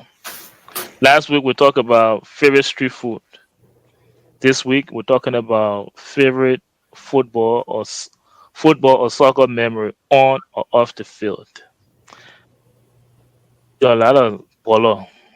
We can call a lot of good football player here. So you got to share with the high zone audience and and the team of panelists here. Become a personal football. On or off the That's field. true. It can, I'm sorry. I mean, if you want to tell your record, like how you kick the corner and then score it yourself, you can go. You can go ahead and share that with us, and you can also for those of you watching us, you can also tell us your favorite soccer memories in the comment section. It can be your favorite team you support, one of the best games. But we'd like for you to make it personal. If you play football, by the way, you can tell us your favorite memory. So let's start with. Let me take a stab at Reverend Addy. Let's start with you. Your favorite football memory on or off the field. Well, my favorite football memory has to do with James Allen Sadiba and George Weah when we played Ghana, and I Oh saw them man, dribble yes, too on the much. touch line. So that was years ago, and I was highly impressed. My father was the first president of Mighty Barrow, founder and first president of Mighty Barrow in Liberia. So our love for soccer as a family has been one that has very serious foundation in the family. So my recollection is Barrow beating IE in Liberia every now and then, and James Allen Sadiba being one of those who I kind of cherish his play. Thank you. Thank you, Reverend Addy. Bishop Hager, what's your favorite football memory? You're Milton. Okay. Thank you very much. I say you carry my mind way back. We talk about when we used to play in Morovia in Fiamma. We have the team, I think, Fufa and some city electron or something. But we used to play on I would call the place the Pupu Factory fee around the airfield where it was a wonderful one. Most of the great players came from that fee, and we used to go there to play. And I remember a couple of games that were very, very enjoyable, wonderful games. It's been many, many years, maybe 35, 40 years, so I can't really recollect all the details, but it used to be a very interesting place around the Pupu Factory fee there where, great talent were developed there from that place. Wonderful memory. Yeah. Thank you very much. And I was actually listening to hear if the Bishop were going to play a highlight because I played one time. They ate my bone. I stopped playing. the reason I was listening for it because the Bishop and Mandaka they are the same when it comes to soccer service. So I had to verify the information. No. They would tell you my dad used to be he said he used to be a very good goalkeeper, but none of his childhood friends can verify that information.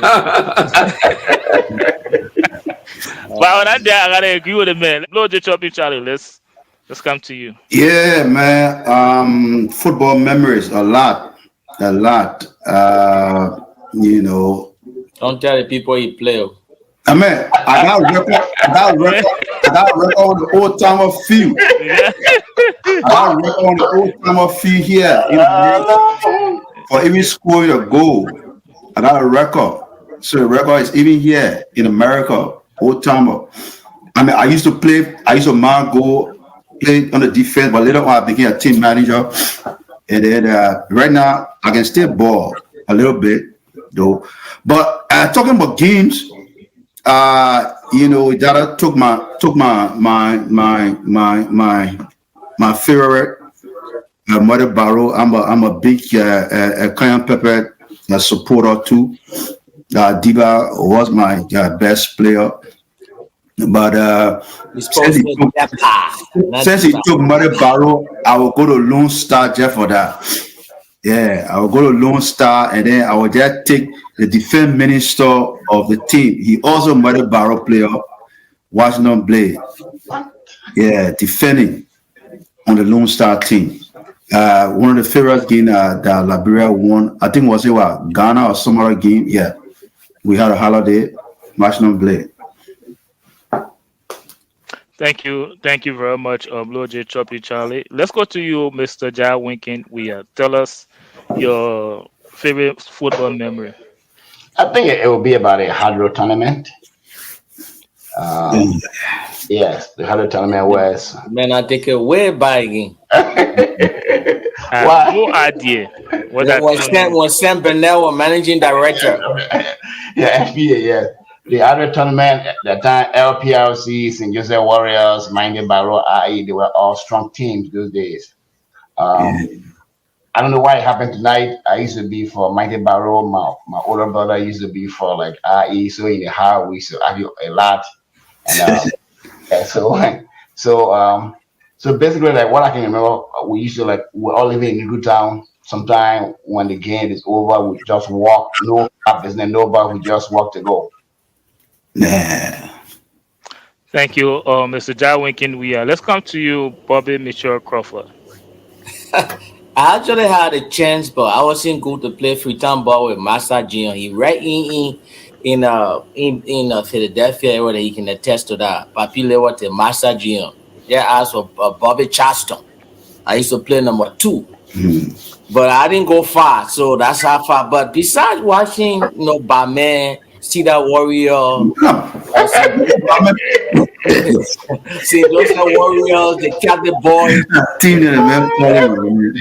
Yeah, the thing that was memorable. I think the referee just stole my thunder. That was that Ghana game. But I'll go to another game. The last game they played at the SKD Sport Complex, IE played Real Republicans from Freetown, Sierra Leone. That game ended or 0-0 draw. They had to go to 5-5 penalty when Papi Somo scored a deciding goal. I think it was a good game because it was the last game they played on that sport complex and then they walking and scatter everything. The USA, who remember that? Sylvester, thank you, Bobby. And let's go to you, Sylvester. Yeah, you can hear me now. Yes. Okay. Yeah. My greatest memory of my football is about my own football career. And Yay! That's my own football career. Ball juggler. Yeah, now we are a ball juggler, but as a seasoned and trained coach, I had a great record. And there's a time that I was coaching at the United Methodist School in Maryland, and they needed to sack me from the job. I was making $50 per month. I was a student, and and they told me that if you don't win this game, and we'll take the job from you, because I was in the 12th grade when the school hired me to be the coach. So the principal put me on a small salary of $50. So we went to the tournament, and we needed a victory at all costs for me to save my job. That was my biggest job at the time. So I delivered that result to one of my best players right now that I trained. He's played for Leska, and he gave me a lifetime meaning to the time result, and my job was saved. So that moment, it put food on my table. It's the greatest moment. Yeah, so that's my good moment right now. Thank you guys, and me personally too. Oh God, don't say you play. Listen, it's gonna be a go. It's gonna be. I got receipt, Bobby. I got receipt to show. But my favorite my favorite football memory though is actually a really good story. And it's a bittersweet. And it was when I was in 11th grade. But my best friend at the time in 11th grade, he was the coach for the football team. Now we used to do class tournament. We play one class. So Yeah. he coached the football. If we coached the football team, he was my best friend. He myself would play on the quizzing and debate team. But for some reason, this dude, though he was the coach, he would never put me on the field. All of the game we play, every single game, he would tell me the same thing over and over. There is stick to what God call you to do football now. So, so we had this. I remember we had this one game on 12th Street Island. It was on a Friday. We played 12th grade. So I went for that game with the intention of, my best friend coaching. I know he never puts me on the field. So I went for that game, just going to go support the class and to, watch the game. When I got there, he wasn't there. He didn't come for the game that day. Another person was actually coaching the team. I was like, oh, this is my opportunity. Let me go grab jersey. I went, I grabbed a jersey that day. The match turned out that day 1-0, and guess who scored the goal? You? I scored a one goal. Wait, again, I scored a one goal by luck. I mean, to be very honest, it was by luck. I can see the ball hit me, but I didn't want to score I didn't want to score the goal, and it was really a really joyous moment. And when I got up after that game, I couldn't wait to get back to tell my friend Sam, say, you see, you've been missing goals, you've been leaving goals on the bench, you never put me on the team. And so I was waiting for us to go back to school on Monday for me to tell him the story, to make fun out of him. But then Monday soon morning, I got a very sad news that he passed away on the weekend. Oh, wow. Yeah, so that was one of my greatest soccer memories, especially personally. I never get to tell my best friend that I actually scored and he never put me on the field. And that will live with me for a good portion of my life. But that's my memory from football, and it's really a bittersweet one. But I did score the goal though. Do not take credit away from me. Mistake. Whether I was a mistake or not, I scored the goal. Well, guys, it's been really nice. Thank you for your contribution on the icebreaker round, and continue to contribute and continue to engage the program in the comment section. Tell us your favorite or your most memorable football moment, and we will be more than happy, of course, to engage your comments as well. Let's take a very brief break, and when we come back, we will go into our segment called "The Happenings" on the Horizon, and then we'll get your closing comments.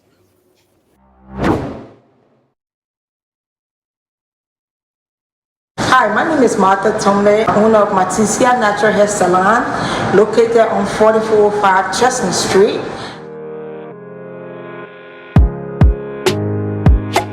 We are specializing in locks, natural hair, braids, and etc. Call us for all your natural hair needs. You can reach out at 267-703-2330. If you have pictures or videos you want to send us, you can send it to 267-224-0693.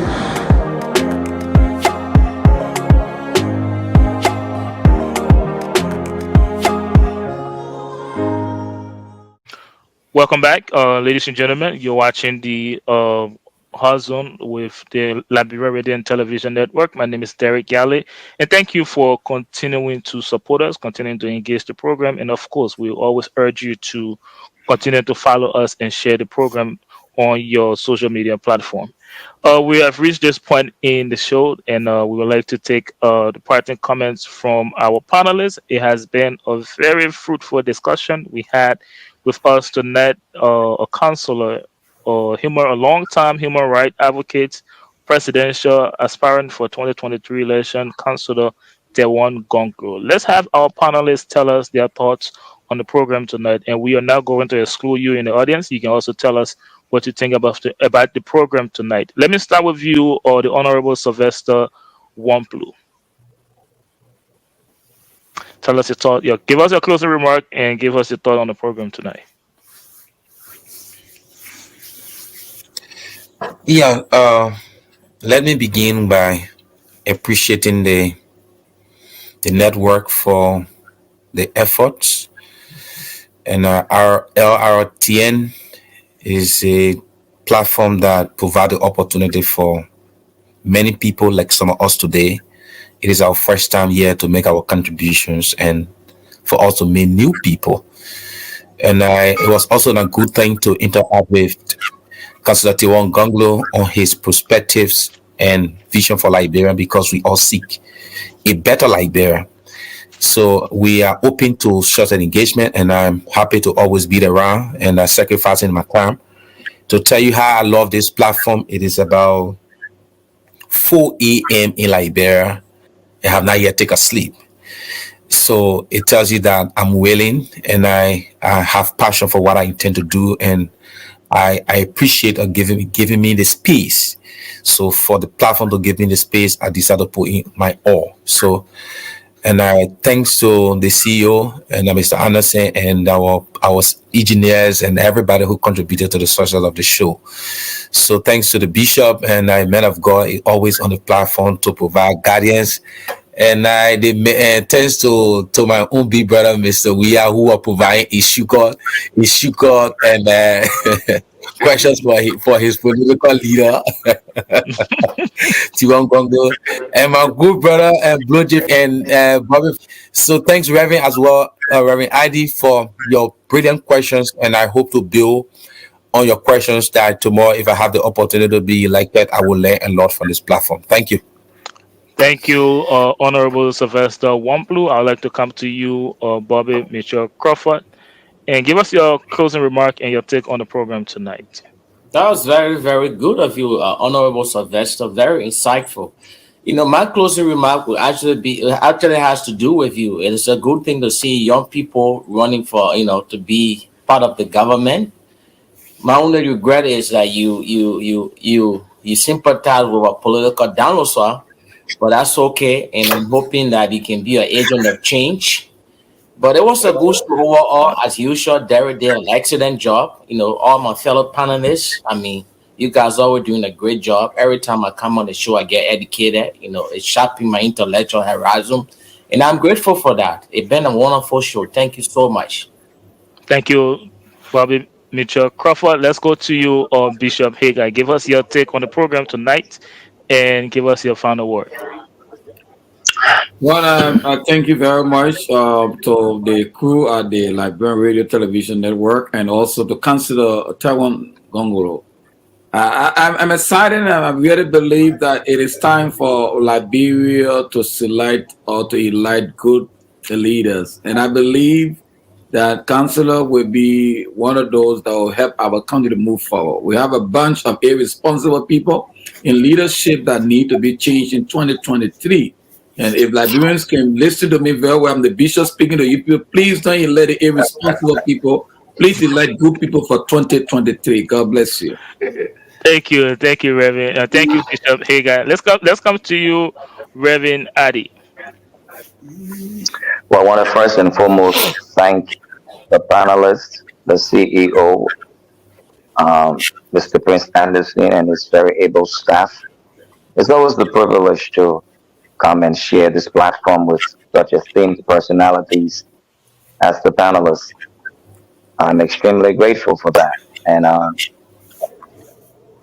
trust that the Liberian people will make informed decisions concerning their future and or destiny as they select leaders for the future. And I think all of us on this panel is our responsibility to ask the hard questions so that our people will not be victims of personalities that will come and repeat the same. So I'm grateful, and I thank you all for the privilege. Thank you. Thank you. Thank you so much, Reverend Adi. Bloje Choppy Charlie, give us your take and your closing remark. Well, again, always good to be here. Answering these questions about governance and nation building. Particularly, I think our mayor here, Wampo, like he said, staying out late in Liberia, want to give him some props, really good props for, spending the time. That's a lot of sacrifice he's made tonight, and hope he can continue to be with us. But my take on the guest tonight, the Councillor Gongloe, I'm left with a lot of impression of questions I'm left with more question than I thought I would have gotten answers. I characterized the presentation by the council as economics of some truth.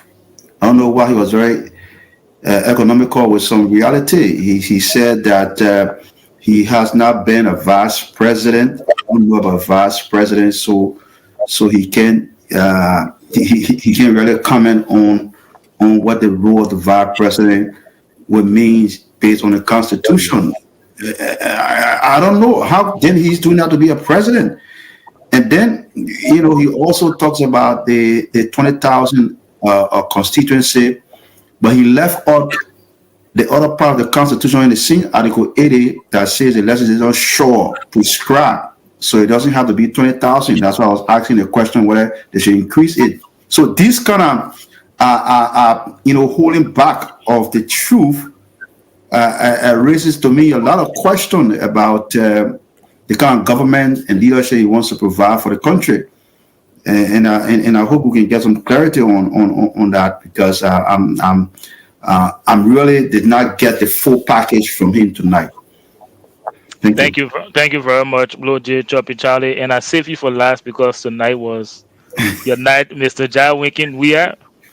I didn't know you had. I didn't know you had those questions. I love how you just set up your man, and just so he can sell himself sell himself to our audience. But go ahead, Mr. Jai Winkin. Give us your take on the program tonight, and give us your closing remark. All right, I would like to say thank you to all the panelists. But before I say anything, I'd like to clarify what Blue just said about Councilor Gongloe.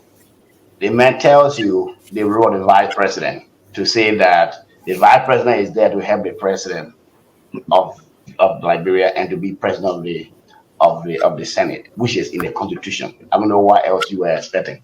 But having said that, I'm happy that Gongloe appeared on this show. Even though everybody thought that I asked a soft question by really talking about what he did in Philadelphia to serve as a caterer in the kitchen. Both of you know, all of us know in Liberia, that is the leader of the country, the president, even though it is done here in the United States. The president of the United States also served, especially during B program for the military, all that kind of stuff. The president and the father, they can go in the kitchen and serve the military. That is being done. I just wanted to clarify that. I wanted for Liberians who think that a leader cannot serve the people to see that, yes, it can be done. So it was an opportunity tell our team as we go into the elections. For all my brothers and sisters, friends that have been asking me about Gongloe, I think tonight he listened to himself, and I ask all of you for better Liberia. He is not the solution to everything, but I think he's going to create an avenue for all Liberians to work together for better Liberia. Thank you. Thank you so much, Mr. Ja Winkin. Let me start off by saying thank you to the counselor and Professor Tiawan Gongloe for being kind of appearing on this show and this network tonight. I think you show your statesmanship by making yourself available to questions from people of different political perspective and different political institution. Thank each and every one of you for the job well done. Again, we did complete season 2, episode 2. We get a lot of success from it. And as far as the one Gongloe appearance, I think he answers one of the questions that I usually get when I start conversation on national issues in Liberia.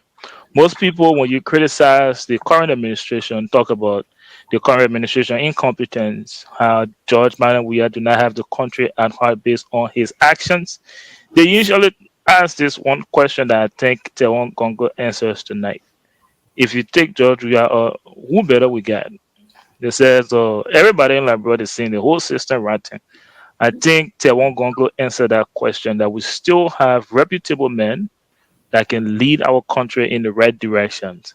So we have men like Tiawan Gongloe. We have a lot of Liberians that have what it takes to be a good leader and to lead our nation in the path of which it should be in. So I would just like to say thank you so much to Councilor Tiawan Gongloe again for his appearance, and also to our production team. You guys continue to do a fantastic job in producing this program, and I would just like to say kudos to all of you for a job well done. And just to transition into our happenings, I have two announcements to make tonight, and just give me a minute as I pull them up.